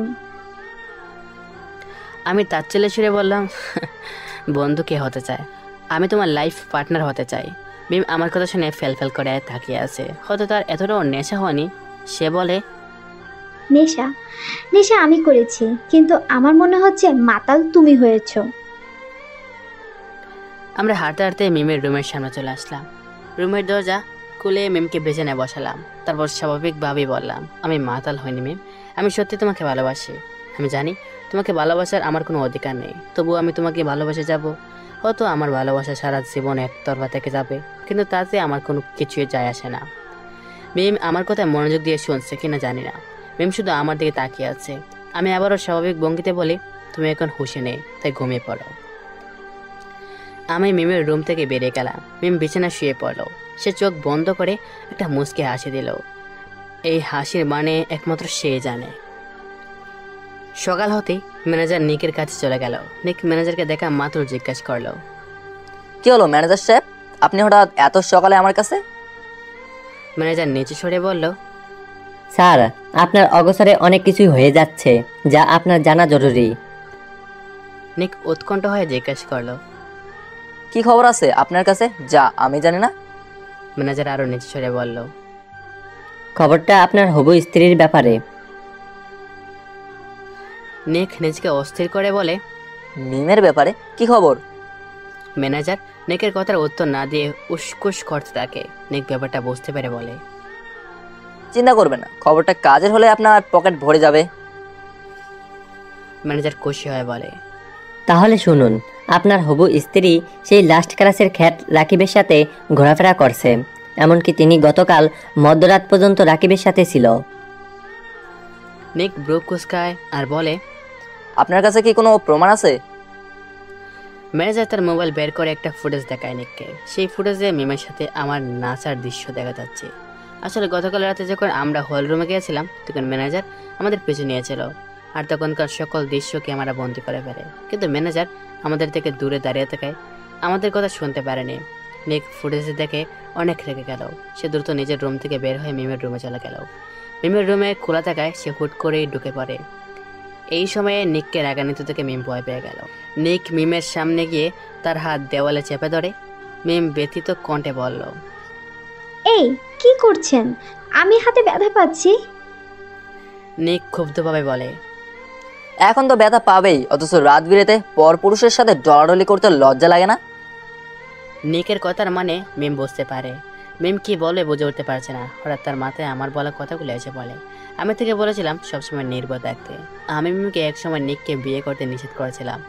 মিম নিজেকে সামলিয়ে স্বাভাবিক ভঙ্গিতে বলে, আমি যাই করি না কেন তাতে আপনার কি? এখন তো ব্যথা পাবেই, অথচ রাত বিরেতে পর পুরুষের সাথে ডলাডলি করতে লজ্জা লাগে না? নিকের কথার মানে মিম বুঝতে পারে। মিম কি বলে বুঝে উঠতে পারছে না। হঠাৎ তার মাথায় আমার বলা কথাগুলো এসে বলে, আমি থেকে বলেছিলাম সবসময় নির্ভর থাকতে। আমি মিমকে একসময় নিককে বিয়ে করতে নিষেধ করেছিলাম। মিম নিজেকে সামলিয়ে স্বাভাবিক ভঙ্গিতে বলে, আমি যাই করি না কেন তাতে আপনার কি? নিক আরো ক্ষুব্ধ হয়ে যায়। সে বলে, আমার কি মানে? আমি তোমার হবু স্বামী। মিম তাচ্ছিল্যের সুরে বলে, স্বামী? My foot. আমার সাথে রাকিবের সম্পর্ক ছিল পবিত্র। অন্তত সে আমাকে অসৎ উদ্দেশ্যে স্পর্শ করে না, আর আপনি আমার বোনের সাথে অপবিত্র স্পর্শ করছেন। মিমের কথা শুনে নিক মিমের হাত মুক্ত করে ফেলে। তারপর মিমের রুম থেকে চলে যায়। নিক সোজা গিয়ে মিমের বাবা মায়ের কাছে যায়। মিসেস জনসন নিককে দেখে জিজ্ঞাসা করে, কি হয়েছে নিক, এত সকালে এখানে? নিক বলে, আমি মিমের ব্যাপারে কিছু কথা বলতে চাই। মিমের হাব ভাব আমার ভালো ঠেকছে না। মিম সেই লাস্ট ক্লাসের খ্যাত ছেলে রাকিবের সাথে ঘোরাফেরা করে, তাই আমার মতে মিমের সাথে আমার বিয়ে খুব তাড়াতাড়ি দেওয়া উচিত। মিসেস জনসন বলে, চিন্তা করার কোনো প্রয়োজন নেই, তোমাদের বিয়ে আর ঠিক 3 দিন পরই হবে। তবে তার আগে তুমি নিজেই সেই খ্যাত ছেলের ব্যবস্থা করো। নিক নিজের মতো প্ল্যান করতে থাকে। আর অন্যদিকে আমি ঘুম থেকে উঠে দেখি রাহুল উদাস মনে বসে আছে। আমি রাহুলকে জিজ্ঞেস করলাম, কিরে এভাবে দেবদাসের মতো কেন বসে আছিস? রাহুল উদাস ভঙ্গিতে বলে, তুই ঠিকই বলেছিস দেবদাস। গতকাল রাতে একটা মনের মতন মেয়েকে খুঁজে পেলাম, কিন্তু সেও আমাকে বুড়ো আঙুল দেখিয়ে চলে গেল। আমি রাহুলকে সান্ত্বনা দিয়ে বললাম, আরে চিন্তা করিস না দোস্ত, তোর জন্য মেয়েরা লাইন লাগিয়ে বসে থাকবে। আমি রাহুলকে সান্ত্বনা দিয়ে রুম থেকে বেরিয়ে গেলাম। ফার্স্ট ক্লাস এরিয়ায় প্রবেশ করবো, ঠিক তখনই আমার সামনে নিক চলে আসলো। কোথায় যাচ্ছিস? তা আপনাকে কেন বলবো? আর আপনি আমার পথ আটকে কেন দাঁড়িয়েছেন? তুই হলি লাস্ট ক্লাসের খ্যাত ছেলে, আর আমি হলাম এই দেশের একজন ইয়ুথ আইকন। তো সাহস কিভাবে হয় আমার বউয়ের দিকে নজর দেওয়ার? মিস্টার নিক, আপনার কোথাও ভুল হচ্ছে। মিম আপনার বউ না, হবু বউ। সে এখন আপনার স্ত্রী হয়নি। মিমের সাথে আমার বিয়ে হতে আর মাত্র 3 দিন বাকি। আগে দেখেন বিয়ে হয় কিনা। নিক তাচ্ছিলের হাসি দিয়ে বলে, কে আটকাবে বিয়ে? তুই? আমি উত্তর দিলাম, যদি বলি হ্যাঁ আমি আটকাবো? নিক প্রকুশকে বলে, তুই আমাকে চ্যালেঞ্জ করছিস? ওকে, চ্যালেঞ্জ অ্যাকসেপ্টেড। আজকেই প্রথম আমি কোনো বস্তির ছেলের সাথে চ্যালেঞ্জ ধরেছি। যদি ব্যাপারটা আমার হবু বউয়ের না হতো তাহলে তোর মতো খ্যাত ছেলেরা আমার সাথে দেখা করার জন্য মাসের পর মাস অপেক্ষা করে। আমি খানিকটা উঁচু গলায় বললাম, ও হ্যালো মিস্টার বড় লোকের বিগড়ে যাওয়া চালে। আমার কোনো শখ নেই আপনার মতো লোকের সাথে চ্যালেঞ্জ লড়ার। ব্যাপারটা যদি আমার ভালোবাসা না হতো তাহলে আপনার মতো লোকদের আমি পায়ের তলে রাখি। আর কি বললেন বউ? আরে যে লোক নিজের হবু বউয়ের সৎ বোনের সাথে বেড শেয়ার করে সেই লোকের মুখে বউ শব্দটা বেমানান লাগে। নিক এবার ভীষণ চটে গেল। সে বলল, how dare you to talk me like this? তুই জানিস না তুই কার সাথে পাঙ্গা নিয়েছিস? আমি তার ছেলে ছেড়ে বললাম, নিজের নাম ভুলে গেলে নিজের মায়ের কাছে গিয়ে জিজ্ঞেস কর তোর পরিচয় কি। এখন আমার সামনে থেকে সর, আমার জানেমান আমার জন্য অপেক্ষা করছে।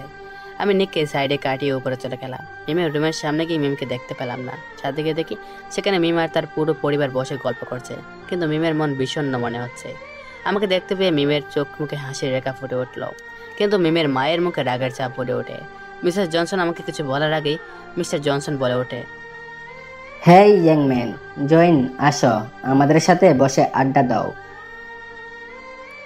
আমি স্বাভাবিক ভঙ্গিতে বললাম, নো স্যার, আমি এখানে ঠিক আছে, আপনার কথা বলুন নিজেদের মধ্যে, আমি এখানে আছি। আমার কথা শেষ হতে না হতেই সেখানে হোটেলের ম্যানেজার এসে উপস্থিত হলেন। তিনি আমাকে দেখা মাত্রই তেলে বেগুনে জ্বলে উঠলেন, তবে সেটা তিনি তার মনেই চেপে ধরলেন। ম্যানেজার নিজেকে সংযত রেখে বললেন, আমি আপনাদের একটা খবর দিতে এসেছিলাম। আমাদের এই হোটেলের মালিক মিস্টার জ্যাক আগামী পরশু এই হোটেলে উপস্থিত হবেন। তিনি অসুস্থ থাকা সত্ত্বেও আপনাদের অনুরোধে তিনি উপস্থিত হবেন। মিসেস জনসন প্রফুল্লিত হয়ে বললেন, এটা তো অনেক ভালো খবর। তিনি আসলে আমার দ্বিতীয় মেয়ের সাথে তার নাতির বিয়ের কথাও ঠিক করে ফেলবো। মিস্টার জনসন আর চোখে তাকিয়ে বলে, আগে তো দেখো ওনার নাতের তোমার মেয়েকে পছন্দ হয় কিনা। মিসেস জনসন বলে, কেন পছন্দ হবে না? আমার মেয়ের রূপে গুণে ভর্তি। ম্যানেজার বললেন, মিস্টার জ্যাকের নাতি তার সাথে আসবে কিনা জানি না, কারণ আজ পর্যন্ত আমিও তাকে দেখিনি। তিনি সবসময় তার নাতিকে সবার আড়ালে লুকিয়ে রেখেছেন। তার শত্রুর তো অভাব নেই, তবে তিনি জানিয়েছেন যে আগামী কয়েকদিনের মধ্যেই তার নাতিকে তার সব ব্যবসা বুঝিয়ে দিবেন। মিসেস জনসন আর প্রফুল্লিত হন। তিনি বলেন, এটা তো আরো ভালো খবর। ওনারা কথা বলছে এই সুযোগে আমি সরে গিয়ে মিমকে ইশারায় বাগানের পিছনের দিকটা আসতে বললাম। মিম প্রথমে মানা করলেও পরে এসে পড়ে। মিম আমার কাছে আসতে জিজ্ঞাসা করলো, কি হলো, এভাবে কেন ডাকলে? গতকালের পার্টি কেমন লেগেছে? অনেক আনন্দ করেছি, তবে নিক কিভাবে যেন সব জেনে গিয়েছে। হ্যাঁ, সে আমাকে হুমকি দিয়েছে তোমার থেকে দূরে থাকতে। নিক অনেক ডেঞ্জারাস। আমার মতে তুমি আমার থেকে দূরে থাকলে ভালো থাকবে। তোমার থেকে দূরে থেকে আমি কখনো ভালো থাকবো না, কারণ আমি তোমাকে ভালোবাসি। আমার কথা শুনে মিম বড় বড় চোখ করে আমার দিকে তাকালো। মিম প্রশ্ন করলো, তোমার মাথা ঠিক আছে তো? কি বলছো এসব? আমি স্বাভাবিক ভঙ্গিতে বললাম, মিম আমি তোমাকে গতকাল রাতে বলেছি যে আমি তোমাকে ভালোবাসি। তুমি অতটাও নেশা করোনি যে আমার কথা মনে রাখতে পারোনি। তুমি একমাত্র আমার ফিলিংস বুঝতে পারো। মিম উদাসীন হয়ে বলল, এসব বলে কোনো লাভ নেই রাকিব। তোমার সাথে সময় কাটাতে আমার ভালো লাগে, কিন্তু ভালোবাসা অনেক দূরে। আমি তোমাকে নিজের জীবনের সব থেকে ভালো বন্ধু মনে করি। আমি নরম কণ্ঠে বললাম, কিন্তু আমি তো বন্ধুত্ব চাই না, আমি তো আরো অনেক কিছু চাই। এ আর সম্ভব নয়। এই বলে মিম সেখান থেকে চলে গেল। আমি পিছন থেকে চিৎকার দিয়ে বললাম, তুমি যাই বলো না কেন, আমি জানি তোমার মনে শুধু আমি আছি। আমি আজ রাত 9টায় ছাদে আসবো। তুমি যদি আমাকে ভালোবাসো তাহলে তুমিও আসবে, আর যদি না আসো তাহলে আমার চেহারার কোনো দিন তুমি দেখতে পার। মিম না শোনার বান করে চলে গেল। কতদিন আমাকে এড়িয়ে চলে যাবে? একদিন না একদিন তোমাকে আমার কাছে আসতে হবে। কথাগুলো মনের মধ্যে বলে আমি ছাদ থেকে নেমে আসলাম। মিম নিজের রুমে চলে গেল। আমি করিডোর ধরে নেমে সোজা আমার রুমে চলে গেলাম। রাত 9:05। আমি ছাদে এসেছি আরও আগে, কিন্তু মিমের কোনো পাত্তা নেই। আকাশে মেঘ জমেছে, মনে হচ্ছে একটু পর আকাশ ছিঁড়ে বৃষ্টি দাঁড়া নামবে। দেখতে দেখতে আরও 10 মিনিট পার হয়ে গেল। সাথে সাথে আকাশ বেয়ে বৃষ্টি নামা শুরু হলো। আমার মনে হচ্ছে মিম আর আসবে না, হয়তো সে আমাকে শুধু একজন ভালো বন্ধু হিসাবে দেখতো। আমার আজ খুবই কষ্ট হচ্ছে। আমি চাঁদের দেওয়াল ঘেঁষে আকাশের দিকে তাকিয়ে চিৎকার দিয়ে বললাম, হে বৃষ্টির পারে, আমার উপর না বর্ষে মিমের উপর বর্ষিত হও। তাকে গিয়ে বলো আমি যে তাকে অনেক ভালোবাসি। তাকে ছাড়া আমি বাঁচবো না। তাকে কি বোঝাও যে সেও আমাকে ছাড়া বাঁচবে না। আমার কথাগুলো বলার সময় আমার চোখ বেয়ে শুধু পানি পড়ছিল। হয়তো আজ আকাশও আমার সাথে কাঁদছে। হঠাৎ আমি আমার কাঁধে কারো হাতের ছোঁয়া পেলাম। পিছনে ঘুরে থেকে মিম দাঁড়িয়ে আছে, তার চোখে অস্ত্র টলমল করছে। তবে এটা বৃষ্টির পানি নাকি কান্নার পানি তা বোঝা মুশকিল। মিম অস্ত্রমাখা নয়নে আমার দিকে তাকিয়ে বলে, তুমি কাঁদছিলে?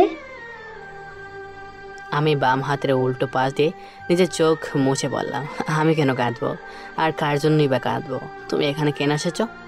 বৃষ্টিতে ভিজলে ঠান্ডা লেগে যাবে, তাই রুমে চলে যাও। মিম পূর্বের ভঙ্গিতে বলে, তুমি আমাকে এতটা ভালোবাসো? আমি মাথা নেড়ে হ্যাঁ বোধক সম্মতি জানালাম। জানো রাকিব, আমি না প্রায় সময় স্বপ্ন দেখি যে আমার জন্য একটা রাজকুমার অপেক্ষা করছে। সে আমাকে সব কিছু উপেক্ষা করে তার সাথে করে নিয়ে যাবে।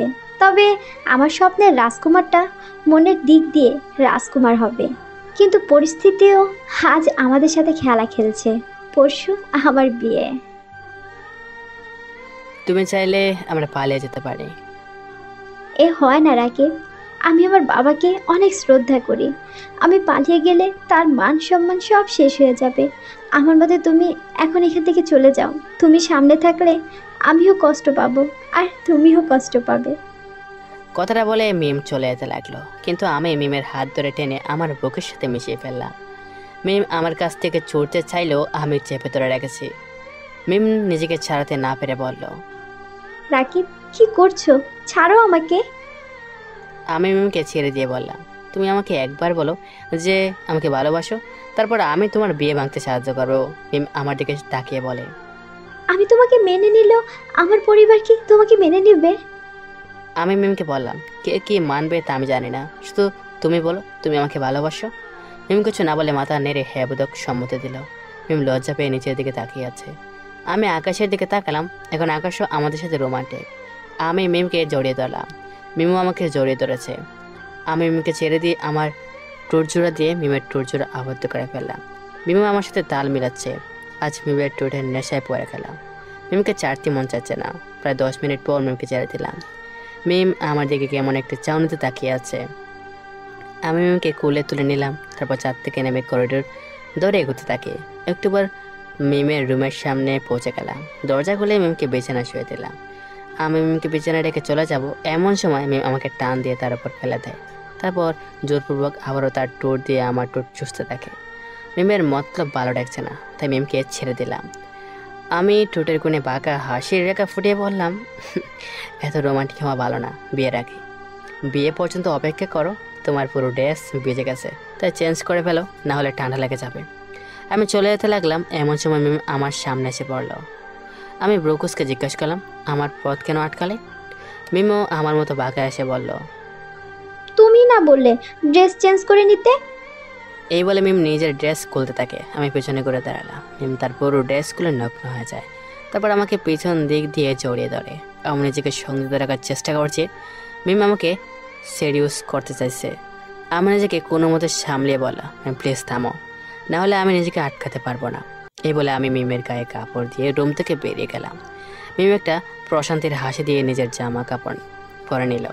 মিম টাওয়াল দিয়ে নিজের চুল মুছছে, তখনই তার রুমের দরজায় কেউ নক করে। মিম বুঝলো আমি এসেছি। হয়তো আমি তাকে ছাড়া আর এক মুহূর্তে থাকতে পারছি না।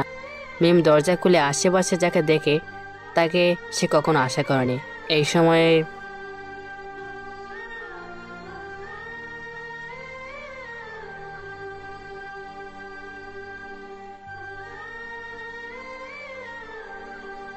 আর মাত্র 2 দিন সময় আছে মিমের বিয়ে আটকানোর। এই 2 দিনে কিছু না কিছু করতে পারলে হতো মিম আমার থেকে অনেক দূরে চলে যাবে। এখন থেকে পুরো হোটেল সাজানো শুরু হয়ে গেছে। 10 তলা বিশিষ্ট এই হোটেলের প্রথম তলা থেকে ছাদ পর্যন্ত সবকিছু সাজানোর কাজ শুরু হয়ে গেছে। আমি আর রাহুল সকালের নাস্তাকে নিচতলার হলরুমে বসে আছি। এখানে বসে জানতে পারলাম নিচতলার বাগানের পাশে একটা বিশাল ও বিলাসবহুল গির্জার মিমের বিয়ে হবে। আসলে মিস্টার জ্যাক সব ধর্মকে শ্রদ্ধা করে, তাই তিনি তার হোটেলের সব ধর্মের প্রার্থনালয় গড়ে তুলেছেন। মিস্টার জ্যাক নিজেও মুসলিম, তবে এই দেশে থাকতে থাকতে তার নামেরও পরিবর্তন চলে আসছে। মিম মুসলমান হওয়া সত্ত্বেও তাকে খ্রিস্টান পদ্ধতিতে বিয়ে করতে হবে, কারণ নিক খ্রিস্টান, আর নিকের কথা মতোই সবাই চলছে। আজকে থেকে পুরো হোটেল সাজানো হচ্ছে। আর তার আরও একটা কারণ আছে, আর তা হলো আজকে এই হোটেলের বহুদিনের পর এই হোটেলের মালিক মিস্টার জ্যাক আসবে। তিনি নাকি অনেক দিনে অসুস্থ কাটিয়ে গতকাল সুস্থ হয়েছেন, তাই ওনার সুস্থতা উপলক্ষে এই হোটেলের ছাদে একটা ছোটোখাটো অনুষ্ঠান হবে। তবে রাহুলের মতো বড় লোকদের ছোটোখাটো অনুষ্ঠান আমাদের মতো বসে ছেলেদের জন্য অনেক বড় অনুষ্ঠান। রাহুলের কথা ফেলে দেওয়ার মতো না। রাহুল বলল, শুনেছিস বন্ধু, মিস্টার জ্যাক আজকে আসবেন বলে আজ সবাই অনেক খুশি। ফার্স্ট ক্লাস থেকে লাস্ট ক্লাস সবাই অনেক খুশি, কারণ তিনি কাউকে গরিব বলে অবহেলিত করতেন না। এমনকি আজকেও যে পার্টি হবে সেখানে ফার্স্ট ক্লাস থেকে লাস্ট ক্লাসে সব লোক আসতে পারবেন। আমি উত্তেজিত হয়ে বললাম, তাহলে এটা তো অনেক ভালো খবর। আজকে তুইও আমার সাথে সেই পার্টিতে যেতে পারবি। রাহুল আমার ন্যায় বলল, হ্যাঁ রে, আজকে আমিও এনজয় করতে পারবো বড় লোকদের পার্টি। আমি একটু হেসে বললাম, হয়তো আমার মতো তুইও সেখানে কোনো বড়লোক মেয়েকে পেয়ে যাবি। রাহুল বলল, ধরো তুইও দেখি আমার সাথে মজা নিচ্ছিস। আচ্ছা তুই আমাকে এটা বল, তুই কিভাবে মিম ভাবিকে বিয়ে করবি? কারণ পরশু দিনই মিম ভাবির সাথে বদমাশ নিকের বিয়ে হতে চলেছে। আমি স্বাভাবিক ভেবে উত্তর দিলাম, আমিও তাই ভাবছি রে বন্ধু। দেখিস মিমের সাথে কথা বলে কোনো পথ বের করতে পারে কিনা। এমন সময় দেখলাম মিম তার বাবা মায়ের সাথে যাচ্ছে। আমি মিমকে ইশারায় আমাদের কাছে আসতে বললাম, কিন্তু সে আমাকে দেখেও না দেখার ভান করে চলে গেল। এতে আমি ভীষণ দুঃখ পেলাম। রাহুল আমাকে আশ্বাস দিয়ে বলল, আরে দোস্ত, দুঃখ পাবি না, মিম ভাবি তার বাবা মায়ের সাথে আছে, তাই সে কিভাবে আসবে এখানে? তুই ওনার পরিস্থিতি একবার বোঝার চেষ্টা কর। আমিও রাহুলের কথায় একমত হলাম। একটু পর থেকে সবাই বাইরের দিকে চড়ছে। নিকো ম্যানেজার সহ হোটেলের সবাই বাইরের দিকে চড়ছে। রাহুল প্রশ্ন করলো, দোস্ত বাইরে কি হচ্ছে? জানি না, চল গিয়ে দেখি। আমি আর রাহুল বাইরে গেলাম। সেখানে গিয়ে দেখি হোটেলের সদর দরজার সামনে ফার্স্ট ক্লাস ও লাস্ট ক্লাসের লোকেরা দুই পাশে বিভক্ত হয়ে দাঁড়িয়ে আছে। আমরাও লাস্ট ক্লাসের লাইনে দাঁড়ালাম। আমার সামনে অপর পাশে মিম ও তার পরিবার দাঁড়িয়ে আছে। মিম আমাকে দেখে মাথা নিচু করে ফেললো। হয়তো গতকাল রাতের কথা ভেবে সে লজ্জাবোধ করছে। একটু পর হোটেলের সামনে একটা রোলস রয়েলস গাড়ি এসে থামলো। এই গাড়িতে সাধারণত বিলিনিয়াররাই চড়ে, কারণ বাংলাদেশে এই গাড়ির দাম 5 কোটি টাকার উপরে। তবে এই গাড়ি বাংলাদেশের রাস্তার জন্য না, তাই এই গাড়ি বাংলাদেশে আনতে হলে গাড়ির মালিককে আলাদা 10 কোটি টাকার মতো খরচ করতে হবে। তাই আমার মতে এটা বিলিনিয়ারদের গাড়ি। গাড়ি থেকে একজন 60 বছরের বয়স্ক লোক নামলো। ওনাকে দেখে বোঝা গেল ইনি মিস্টার জ্যাক। ইনার বয়স হওয়ায় ইনি এতদিন অসুস্থ ছিলেন, তবে এখন তিনি সুস্থ। তবে কতদিন সুস্থ থাকবেন তা অজানা। হোটেলের ম্যানেজার মিস্টার জ্যাকের সামনে গিয়ে ওনাকে ফুল দিয়ে সুস্থতার কামনা শুভেচ্ছা জানালেন। তারপর মিস্টার জনসন ও নিকো ওনাকে উইশ করলো। তিনি লাস্ট ক্লাস অর্থাৎ আমাদের দিকে ঘুরে হাসি মুখে হাত নাড়িয়ে সবাইকে নিজের সুস্থতার কথা জানিয়ে দিলেন। অতঃপর তিনি হোটেলের ভেতরে চলে গেলেন। উনি নাকি আগামী 3 থেকে 4 দিন এই হোটেলে থাকবেন, তাই ওনার জন্য 10ম তলায় স্পেশাল রুম তৈরি করা হয়েছে। সন্ধ্যা হতে পার্টির রেশ নেমে গেল। গরিব থেকে বড় লোক সবাই আনন্দ করছে ছাদে, আর আমরা এখনো রুমে বসে আছি। আমি নিজের দরজা হারিয়ে বললাম, কে রে দোস্ত, আর কতক্ষণ? পার্টি শুরু হয়ে গেছে, আর তুই এখনো মেয়েদের মতো সাজগোজ করতে দেরি করছিস? রাহুল রেডি হতে বলল। আরে দোস্ত, এত খেপছিস কেন? আমি আজ প্রথম বড় লোকদের পার্টিতে যাব, তা সেখানে গিয়ে যদি কোনো রূপসী মেয়েকে পটাতে পারি তাহলে আমার কপাল খুলে যাবে মনে কর। আর তাই একটু বড় লোকদের মতো সাজগোজ করছি। এই দেখ, একটা ছোট বুট ভাড়া করেছি আজকে রাতের জন্য। আমি রাহুলকে তাগাদা দিয়ে বললাম, তো ওকে দেখতে পুরো রাজকুমার মনে হচ্ছে। এখন দ্রুত চল, না হলে পরে অনেক দেরি হয়ে যাবে। আমি আর রাহুল লিফটের মাধ্যমে চাঁদে চলে গেলাম। আজকে মিস্টার জ্যাক টাকায় লিফট যে কেউ ব্যবহার করতে পারবে। চাঁদে আজকে অনেক মানুষ হয়েছে। পুরো চাঁদ জুড়ে শুধু মানুষ আর মানুষ। পুরো হোটেলের মানুষই চাঁদে। কেউ না দেখে বিশ্বাস করতে পারবে না যে এই চাঁদ এত বড়। আমার চোখ শুধু মিমকে করছে। একটু কষ্টে মিমকে পেয়ে গেলাম। মিমকে দেখতে আজ আরও রূপসী মনে হচ্ছে। মিম একা দাঁড়িয়ে আছে, এটার সুযোগ রাহুল মেয়ে পড়াতে ব্যস্ত। আমি মিমের কাছে যেতেই মিম আমাকে ইগনোর করে তার বাবা মায়ের কাছে চলে গেল। কি হলো ব্যাপারটা? মিম আমাকে এভাবে অ্যাভয়েড কেন করছে? নিশ্চয়ই কোনো ব্যাপার আছে। মিমের সাথে কথা বলে ব্যাপারটা জানতে হবে। আমি মনে মনে কথাগুলো বললাম। আশেপাশে চোখ বুলাতেই নিককে দেখলাম। সে আমাকে দেখে একটা পোছা দিকে হাসি দিল। একটু পর মিস্টার জ্যাক আসলো। মিমও নিকের পরিবার সহ ম্যানেজার মিস্টার জ্যাকের কাছে গেল। তারা কিছু নিয়ে কথা বলছে। আমি কারো কথা আড়িপিতে শুনি না, তবে তাদের কথা শোনার জন্য আমি অনেক আগ্রহী। তাই বেডের সাথে মিশে গিয়ে তাদের কথা শুনতে লাগলাম। মিস্টার জনসন বললেন, স্যার, আপনাকে অনেক ধন্যবাদ আমার বড় মেয়ের বিয়েতে আসার জন্য। আপনার মতো এত বড় বিজনেসম্যান সব ব্যস্ততা কাটিয়ে আমার মেয়ের বিয়েতে এসেছেন, এটাই আমার কাছে অনেক। মিস্টার জ্যাক হেসে বলে, আমি এতদিন অসুস্থ ছিলাম জানেন, তাই সুস্থ হতেই এই হোটেলে চলে এলাম। আসলে এই হোটেল শুধু আমার ব্যবসা না, বরং অনেক কিছু। আমার পুরো পরিবারের স্মৃতি জুড়ে আছে এই যে হোটেলে। মিস্টার জনসন রিমিকে দেখিয়ে মিস্টার জ্যাককে বলে, এ হলো আমাদের ছোট মেয়ে রিমি। অনেক ভালো সংসার নিয়ে বড় করছি, কখনো কাউকে অসম্মান করে না। মিস্টার জনসন তার ওয়াইফকে চুপ থাকতে বলছে ইশারায়, কিন্তু তিনি চুপ হচ্ছে না। মিসেস জনসন আবার বললেন, আচ্ছা, আপনার নাতিকে তো কোথাও দেখতে পাচ্ছি না, সে কি আসেনি আপনার সাথে? মিস্টার জ্যাক প্রতি উত্তরে বললেন, আসলে সে আপনার বড় মেয়ের বিয়ের দিনে এসে উপস্থিত হবে। সে তো হবে আমার উত্তরাধিকারী, তাই ওকে সব ব্যবসা বুঝে নিতে হবে। এই জন্য সে সবার চক্ষুর আড়ালে রয়েছে। মিসেস জনসন খানিকটা খুশি হয়ে বললেন, এটা তো অনেক ভালো খবর। আপনার নাতি ব্যবসায় আরো মনোযোগী হতে পারবে। যদি সে কোনো রূপবতী মেয়েকে বিয়ে করে, তাহলে সে তার বউ বাচ্চার জন্য আরো উন্নতি লাভ করতে থাকবে। মিস্টার জ্যাক সম্মতি জানিয়ে বললেন, আপনি ঠিকই বলেছেন। আমার নাতি এখন এখানে আসার পর আমি তাকে বলবো এই বিষয়ে। মিসেস জনসন লজ্জা বিসর্জন করে বললেন, আপনি আবার কষ্ট করে এইরকম লক্ষ্মীবতী মেয়েকে কেন খুঁজবেন? আপনি যদি কিছু মনে না করেন, তাহলে আমার ছোট মেয়ে রিমিকে আপনার বাড়ির বউ বানাতে পারেন। মিস্টার জ্যাক হাসি মুখে বললেন, আপনাদের দুটো মেয়েই অনেক সুন্দরী ও গুণবতী, তবে আমার নাতি যাকে পছন্দ করবে আমি তার সাথেই আমার নাতিকে বিয়ে দিব। মিস্টার জনসন কথা ঘোরানোর জন্য বললেন, এসব বিষয় নিয়ে না হয় পরে কথা বলা যাবে, এখন সবাই এই পার্টি এনজয় করুন। সবাই যার যার মতো পার্টি এনজয় করতে থাকে। একটু পর মিস্টার জ্যাক নিজের রুমে চলে গেল, কারণ তিনি রাত জাগলে আবার অসুস্থ হয়ে পড়বেন। আমি ভিড়ের মধ্যে মিমের হাত ধরে টেনে মিমকে নিজের কাছে নিয়ে আসলাম।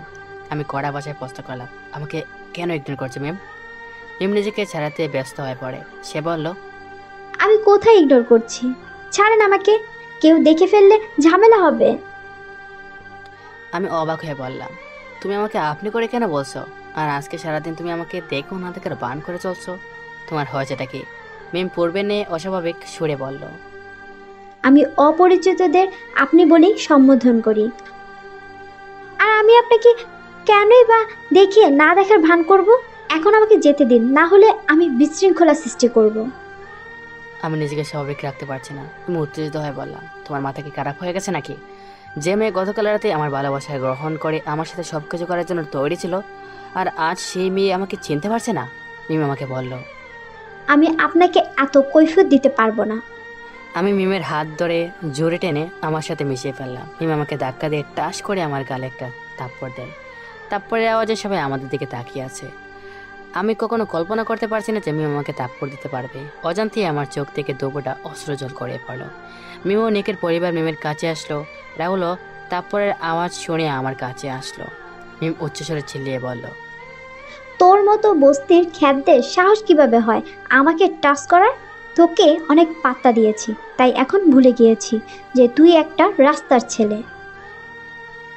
মিমের কথাগুলো শুনে আমার মরে যেতে ইচ্ছে করছে। মিমের তারপরে থেকে তার কথাগুলো আমাকে আরো বেশি আঘাত করছে। নিক সবকিছু জেনেও না জানার বান করে প্রশ্ন করলো, মিম কি হয়েছে? এই খ্যাত তোমার সাথে কি করছে? আমাদের সবাইকে বলো। মিম কাঁদতে কাঁদতে নিককে জড়িয়ে ধরলো, তারপর বলতে থাকে, এই খ্যাত বীরের সুযোগ নিয়ে আমাকে জোর জবরদস্তি করে নিজের কাছে টেনে নিয়ে আসে। তারপর আমাকে টাচ করার চেষ্টা করে ও বলে তার সাথে বেড শেয়ার করতে। মিমের একের পর এক মিথ্যা কথা শুনে আমার মনে হচ্ছিল আমি কোন মেয়েকে ভালোবাসলাম।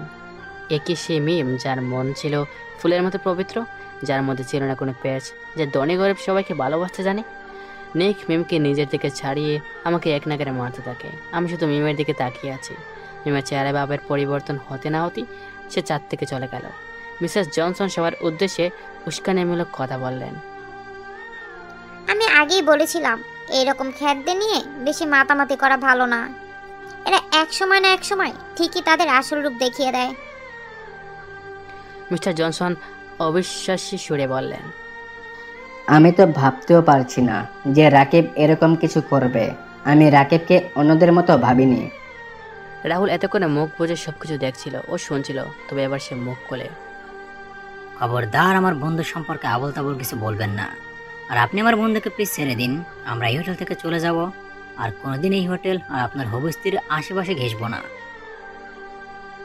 নিক আমাকে মেরে মেরে রক্তাক্ত করে ফেলছে, তবু আমি কিছুই বলছি না। আমি কোনো শখে আছি যে মিম আমার সাথে এরকম করতে পারলো।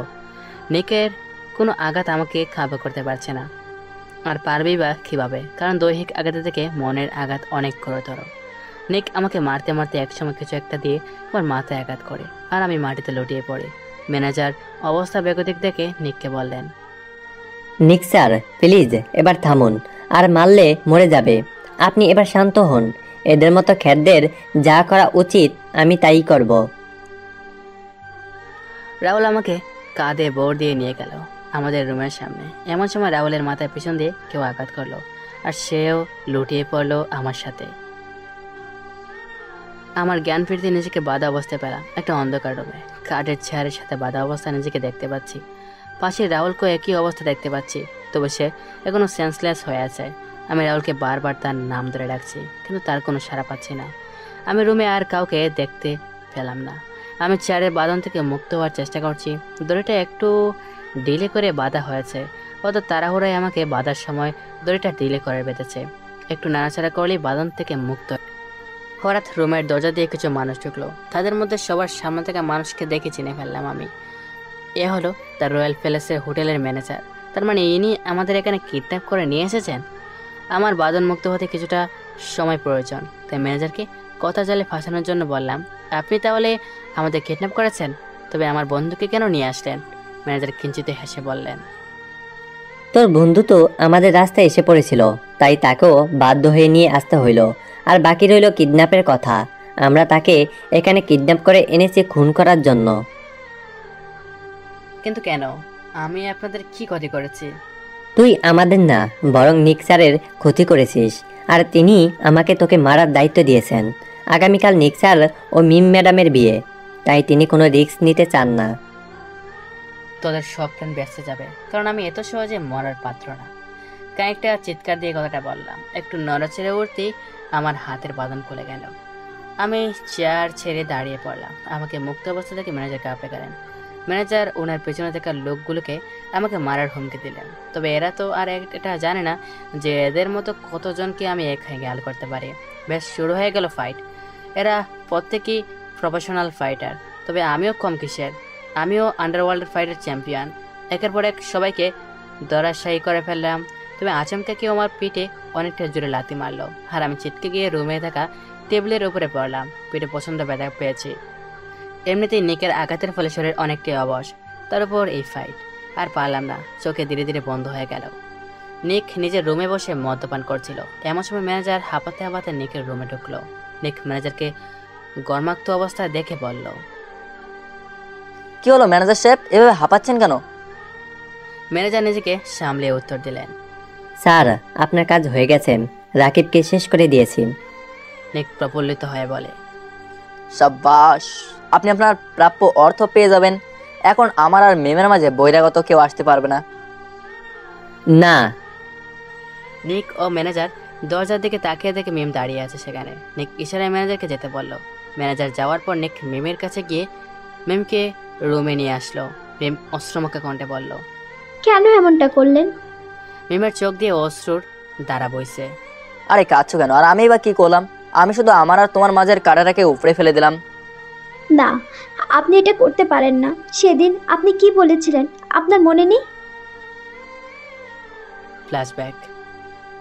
সেদিন রাতে আমি মিমের রুম থেকে যাওয়ার পর মিম নিজের কাপড় চেঞ্জ করে চুল মুছছিল। এমন সময় তার রুমে কেউ নক করে। মিম ভেবেছিল আমি এসেছি, তাই ভেবে সে হাসি মুখে দরজা খুলে, কিন্তু অপর পাশে নিককে দেখে তার মুখ থেকে হাসির রেখা নিমেষেই গায়েব হয়ে যায়। নিক মিমকে ধাক্কা দিয়ে মিমের রুমে প্রবেশ করে ফেলে। মিমকে যেটা অপ্রস্তুত হয়ে পড়লো, সে বলল, একই, আপনি এত রাতে আমার রুমে কেন এসেছেন? নিক উত্তেজিত হয়ে বলল, কেন এসেছি বুঝো না? আমি তোমার হবু স্বামী। আমি না আসলে কে আসবে? ও, সেই 2 টাকার খ্যাত ছেলেটা আসবে। তাই একটু আগেই তো সেই খ্যাত তোমার রুম থেকে বেরোলো। তোমরা এই আবদ্ধ রুমে কি করছো আমাকে শেখাতে এসো না। আপনি যা ভাবছেন তা কিছুই হয়নি। শাট আপ, এখন আমার কথা ভালো করে শুনবে, না হলে আমার থেকে খারাপ আর কেউ হবে না। তুমি রাকিবের থেকে দূরে দূরে থাকবে। মিম নিকের কথায় অবাধ্য হয়ে বলে। না, আমি দূরে থাকবো না। রাকিবকে আমি অনেক ভালোবাসি আর আমি তাকে বিয়ে করব। আপনি আমার কথা ভুলে যান। নিক দমকের সুরে বলে। ও, তাহলে তোতাবুকের মুখে বলে ফুটেছে। ভালো করে আমার কথা শুনে নাও, তোমার বিয়ে আমার সাথেই হবে। মিম আবারও নিককে মানা করে বলে। না, কখনোই না। আমি আগামীকাল ড্যাডকে বলে আমার বিয়ে রাকিবের সাথেই করতে বলবো। ড্যাড রাজি হলে হলো, আর না হলে পালিয়ে যাব। তবুও আপনার মতো অমানুষকে কখনো বিয়ে করব না। নিক মিমের কথা শুনে তার কোমর থেকে একটা পিস্তল বের করলো। মিম পিস্তল দেখে কয়েক কদম পিছু পা হলো। নিক মিমকে হুমকি দিল। সে বলল, ভয় পেও না, এই পিস্তলের গুলি রাকিবের জন্য বরাদ্দ করা আছে। তুমি যদি আমার কথা না শোনো তাহলে আমি রাকিবকে মেরে ফেলবো। তুমি আমাকে এতদিন এতটুকু তো চিনেছো যে আমি আমার কাজ হাসিল করার জন্য যা খুশি তাই করতে পারি। নিকের কথা মিম ভয় পেয়ে গেল। সে ভয়ের কণ্ঠে বলল, না প্লিজ, আপনি এরকম কিছুই করবেন না। রাকিবের কোনো ক্ষতি আপনি করবেন না। আপনি যা বলবেন আমি তাই করব। নিক নিজের টুটের কোণে পাকা হাসি ফুটিয়ে বলল, that's like a good girl. এখন শোনো, তোমাকে কে যা যা করতে হবে। ফ্ল্যাশব্যাক শেষ। আমি কোনো কিছুই ভুলিনি। আমি তোমাকে প্রমিস করেছিলাম যে রাকিবের কোনো ক্ষতি করব না, তবে প্রমিস তো ভাঙার জন্যই করা হয়। নিক কথাটা বলে জোরে জোরে হাসতে থাকে এবং চিৎকার করে বলে, আমি আপনাকে ছাড়বো না। মিম কথাটা বলে নিককে আঘাত করার জন্য এগিয়ে আসে, কিন্তু নিক তাকে আটকে ফেলে। নিক তাচ্ছিল্যের সুরে বলে, ও জানেমান, তোমার হাত পা দেখে একটু বেশি চলে। তবে একটা কথা মনে রেখো, রাকিবের যা অবস্থা করছি তোমার বাবারও তাই অবস্থা করতে আমার হাত একবারও কাঁপবে না। তাই চুপচাপ লক্ষ্মী মেয়ের মতো আমার সাথে বিয়ে করার জন্য শারীরিক ও মানসিকভাবে তৈরি হয়ে নাও। এই বলে নিক মিমকে ছেড়ে দেয়। মিম কাঁদতে কাঁদতে নিকের রুম থেকে চলে যায়। পরদিন সকাল থেকেই পুরো হোটেলে বিয়ের ধুম লেগে যায়। হোটেলের পার্লার থেকে মিম ও নিককে সাজানো হচ্ছে। সন্ধ্যার পর তাদের বিয়ে সম্পন্ন হয়ে যাবে। মিম নিজের মনের ভিতরে কাঁদছে। সে আমাকে শেষ বিদায় জানাতে পারেনি। সন্ধ্যা হতে মিম ও নিককে গির্জায় নিয়ে যাওয়া হলো। সেখানে আগে থেকে নিক ও মিমের পরিবার সহ সবাই ছিল। মিস্টার জ্যাকও সেখানে উপস্থিত ছিলেন। এখানে ফার্স্ট ক্লাসের সবাইকে ও দুই পরিবারের আত্মীয় স্বজনদের ইনভাইট করা হয়েছে। মিসেস জনসন মিস্টার জ্যাককে প্রশ্ন করলেন, স্যার, আপনার নাতি তো আর আসলো না। মিস্টার জ্যাক প্রতি উত্তরে বললেন, তার সাথে আমার কথা হয়েছে, সে পৌঁছে গেছে, এখনই এসে পড়বে। আপনারা বিয়ে পড়ানো শুরু করুন। গির্জায় পুরোহিত অর্থাৎ ফাদার বিয়ে পড়ানো শুরু করলেন। ফাদার নিককে জিজ্ঞাসা করলেন, নিক কি মিমকে বিয়ে করার জন্য রাজি? নিক হ্যাঁ বলল। ফাদার একই প্রশ্ন মেমকে জিজ্ঞাসা করলো। মেম কিছু বলবে তার আগে গির্জার সব লাইট অফ হয়ে গেল। সবাই চমকে গেল, কারণ এই দেশের সচরাচর লোডশেডিং হয় না। পাওয়ার সাপ্লাই তো সমস্যা থাকলেও আইপিএস তো রয়েছে। হঠাৎ গির্জার দরজা খুলে গেল। সবাই দরজার দিকে তাকিয়ে আছে। মিম অতি আগ্রহের সাথে সেদিকে তাকিয়ে আছে, কারণ এই দৃশ্যটা তার অনেক পরিচিত। একই দৃশ্য সে আগেও তার স্বপ্ন দেখেছে। হঠাৎ একটা স্পটলাইট দরজার কাছে গিয়ে পড়ল। সবাই অধীর আগ্রহে দাঁড়িয়ে অপেক্ষা করছে যে এখন কি হতে চলেছে। দরজা দিয়ে একজন যুবক প্রবেশ করলো, যাকে এখানে অনেকেই আগে দেখেছে। তবে আগে তার বেশভূষা ছিল বস্তির খেতদের মতো, কিন্তু এখন তার বেশভূষা হলো বড় লোকদের মতো। যে কেউ তাকে দেখে বলবে এই যুবক কোনো রাজকুমারের থেকে কম না। মিম নিজের চোখকে বিশ্বাস করতে পারছে না। তার ভালোবাসার মানুষ আজ তার থেকে কিছুটা দূরে দাঁড়িয়ে আছে। হ্যাঁ, আপনারা ঠিকই ধরেছেন। আমি প্রবেশ করলাম গির্জায়। সাথে সাথে গির্জার সমস্ত লাইট চালু হয়ে গেল। নিক রাগান্বিত দৃষ্টিতে ম্যানেজারের দিকে তাকালো। ম্যানেজার বয়ে তরতর করে কাঁপছে। আসলে গতকাল যখন আমাকে ধরে নিয়ে যাওয়া হয়েছিল, তারপর প্রায় সব অংশই আপনারা জানেন, কিন্তু আরও কিছু কাহিনী রয়েছে যা আপনাদের জানা জরুরি। ছবি prepared for going to flashback again. Flashback. আমার চোখ ধীরে ধীরে বন্ধ হয়ে যাচ্ছে। তখনই আমার মিমের সাথে কাটানোর প্রত্যেক মুহূর্ত আমার চোখের সামনে ভেসে উঠল। আমার অচেতন মস্তিষ্ক আমাকে বারবার বলছে আমাকে বেঁচে থাকতে হবে মিমের জন্য। আমি কোনো মতে দাঁড়ালাম। ম্যানেজার আগেই রুম থেকে বের হয়ে গেছেন। পুরো রুমে অন্ধকার। যে আমাকে লাথি মেরেছে তার চেহারা দেখা যাচ্ছে না। এই রুম থেকে বের হতে হবে। আমার সামনে এখন মাত্র একজন দাঁড়িয়ে আছে। আমি সোজা তার দিকে তেড়ে গেলাম, তার তলপেটে একটা ঘষে দিলাম আর তাকে কোনো সুযোগ না দিয়েই তার বুকে ফ্লাইং কিক মারলাম। ফলে সে চিটকে রুমের বাইরে চলে গেল। আমিও দ্রুত রুম থেকে বেরিয়ে পড়লাম। বাইরে খোলা মাঠ, পিছনে তাকিয়ে দেখি খোলা একটা জঙ্গল আর তার সাথে লাগো একটা ঘর। সামনে তাকিয়ে দেখি ম্যানেজার দাঁড়িয়ে আছে। আমার সামনে থাকা ফাইটার উঠে দাঁড়ালো। টাকা থেকে আমি অবাক না হয়ে পারলাম না, সেও অবাক না হয়ে পারল না আমাকে দেখে। আমার সামনে থাকা ফাইটার আর কেউ না, বরং আমার কাছেই হেরে যাওয়া আন্ডারওয়ার্ল্ড ফাইটার কিং থেনোস। সে আমাকে দেখে রীতিমতো ঘাবড়ে গেল। আগেও একবার আমি তাকে অনেক খারাপভাবে হারিয়েছিলাম। থেনোস আমাকে দেখে প্রচণ্ড ভয় পেয়ে গেল। থেনোস পেছনের দিকে ঘুরে এক দৌড় দিয়ে সেখান থেকে পালিয়ে গেল। ম্যানেজার বিস্মিত কণ্ঠে বলল, এ কিভাবে সম্ভব? থ্যানোস যে কিনা আন্ডারওয়ার্ল্ড ফাইটিং কিং, আজ সে তোর মতো খ্যাতকে দেখে ভয় পেয়ে পালিয়ে গেল, কিন্তু কেন? আমি তুতু ফেললাম। মুখ থেকে রক্ত বের হলো। নিজেকে সামলিয়ে একটা তাচ্ছিল্যের হাসি দিলাম। অতঃপরে বললাম, আমি কি জিনিস তা এখনো বোঝার আপনার সময় হয়নি। আপনি এখান থেকে বেঁচে ফিরতে চাইলে আপনাকে আমার কথা মতো চলতে হবে।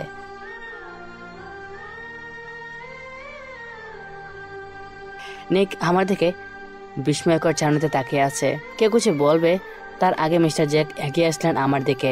তারপর সবাইকে উদ্দেশ্য করে বললেন, আপনারা জানতে চেয়েছিলেন না আমার নাতি কোথায়, কখন আসবে?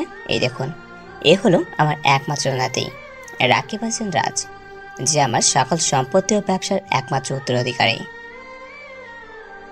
মিস্টার জ্যাক অর্থাৎ আমার দাদার কথা শুনে সবার চোখ কপালে উঠে যাওয়ার উপক্রম হয়ে গেছে। বিশেষ করে তাদের যারা আমাকে নিয়ে এতদিন ঠাট্টা তামাশা করেছে, আমাকে অবহেলা করেছে, খেদ বলে ইত্যাদি। আমি দাদার কানে ফিসফিস করে কিছু একটা বললাম। তারপর তিনি মুচকে এসে বললেন, সব কিছু তো তোরই, আর আমি তো সব কিছু জানি। যা আর নিজের কামাল দেখা। আমি মিমের দিকে এগিয়ে গেলাম। তারপর হাঁটু কেটে বসে স্যুটের পকেট থেকে একটা ডায়মন্ডের রিং বের করে তার দিকে এগিয়ে দিয়ে বললাম, আমাকে কি অনুমতি দেওয়া যাবে তোমার স্বপ্নের রাজকুমার হওয়ার? আমি কি হতে পারবো তোমার ড্রিম প্রিন্স? কথা দিচ্ছি কোনো কষ্ট দেব না। কথা দিচ্ছি আমার সবটা দিয়ে আগলে রাখবো। যদি রাজি হও তাহলে আমার দেওয়া রিং অ্যাকসেপ্ট করে নাও। মিম কিছু না ভাবে নিকের দেওয়া রিং নিজের আঙ্গুল থেকে খুলে চুড়ে ফেলে দিয়ে আমার দেওয়া রিং আঙ্গুলে পরে নেয়। মিসেস জনসন কিছু একটা বলবে, কিন্তু মিস্টার জনসন তাকে আটকে দেয়। মিমকে সবার সামনে জড়িয়ে ধরে এতদিন যারা আমাদের নিয়ে খারাপ কথা বলছে সবার মুখ আজকে বন্ধ হয়ে গেছে। একটু পর আমার ও মিমের ইসলামিক শরীয়তে মেনে বিয়ে হয়ে গেল। নিকো কিছু করতে পারেনি, কারণ সে আমার সামনে অতি নগণ্য। ম্যানেজারও নিককে সব খুলে বলে। যেখানে তেনুসের মতো ফাইটার আমাকে দেখে ভয় পেয়ে পালিয়ে যায়, তখন কোনো কিলার আমাকে মারার সুপারি নেবে না। তাই সেও হার মেনে নেয়। সময় বহমান, সময় নিজের মতো চলতে থাকে। আমরাও সময়ের সাথে তাল মিলিয়ে চলতে থাকি। 3 মাসের মধ্যে আমি ব্যবসায়ের সকল হাল ধরে ফেলি। আগের সব বেইমান এমপ্লয়ীদের বাদ দিয়ে আমি যে বস্তিতে ছিলাম সেই বস্তির সকল বেকারদের আমি চাকরি দিয়েছি। 3 মাস পর নিকেরও বিয়ে হয়ে যায় রিমির সাথে। কারণ নিক ও রিমির অবৈধ সম্পর্কের ফলস্বরূপ রিমি প্রেগনেন্ট হয়ে যায়। তাই মান সম্মান বাঁচাতে মিসেস জনসন দুজনের চুপি বিয়ে করে দিলেন। আমার আর মিমের বিয়ে হওয়ার পর মিমের বাবা মিসেস জনসনের সকল কুকীর্তির কথা জানতে পারেন। তিনি নিজের ভুল বুঝতে পেরে আগের মতো মিমকে ভালোবাসতে শুরু করেন। আমি ছাদের উপর দোলনায় বসে আছি, মিম আমার কাঁধে মাথা দিয়ে বসে আছে। দুজনের নীরব দৃষ্টিতে জ্যোৎস্না বিলাস করছি। নীরবতা ভেঙে মিম বলল, জানো রাকিব, আজ আমি অনেক হ্যাপি। আজ তোমার জন্যই আমি আমার লাইফে সব হারানো সুখ ফিরে পেয়েছি। আমি হেসে বললাম, তাই বুঝি? তাহলে এর জন্য আমার কিছু একটা পুরস্কার চাই। তা কি পুরস্কার লাগবে? আমার রাজকুমারের? আমার একটা পিচ্ছি বাবু চাই। যা দুষ্ট, ওকে দিব, তবে সেটা তো এখন না, রাতে সেই প্রসেসে এগোবো। জানো মিম, আমি কখনো ভাবতে পারিনি যে তোমার মতো একটা জীবন সঙ্গিনী পাবো। মিম আমার কাঁধ থেকে মাথা তুলে আমার চোখের দিকে তাকিয়ে বলে, আমিও কখনো ভাবতে পারিনি আমার মতো পোড়া কপালে তুমি জুটবে। আমি অনেক ভাগ্যবতী। তুমিও ভেবে দেখো, তুমি ছোটবেলা থেকে বস্তিতে বড় হয়েছো বলে আজ তুমি মানুষের মতো মানুষ হয়েছো। সত্যি বলতে তুমি আমার লাইফে এসে আমাকে লাকি বানিয়েছো। তুমি কি সারা জীবন আমার সাথে থাকবে? আমি মিমের হাত ধরে বললাম, মৃত্যু পর্যন্ত তুমি শুধু আমার আর আমি শুধু তোমার। দুজন দুজনের ঠোঁটের কোণে একটা প্রশান্তির হাসি বিরাজমান।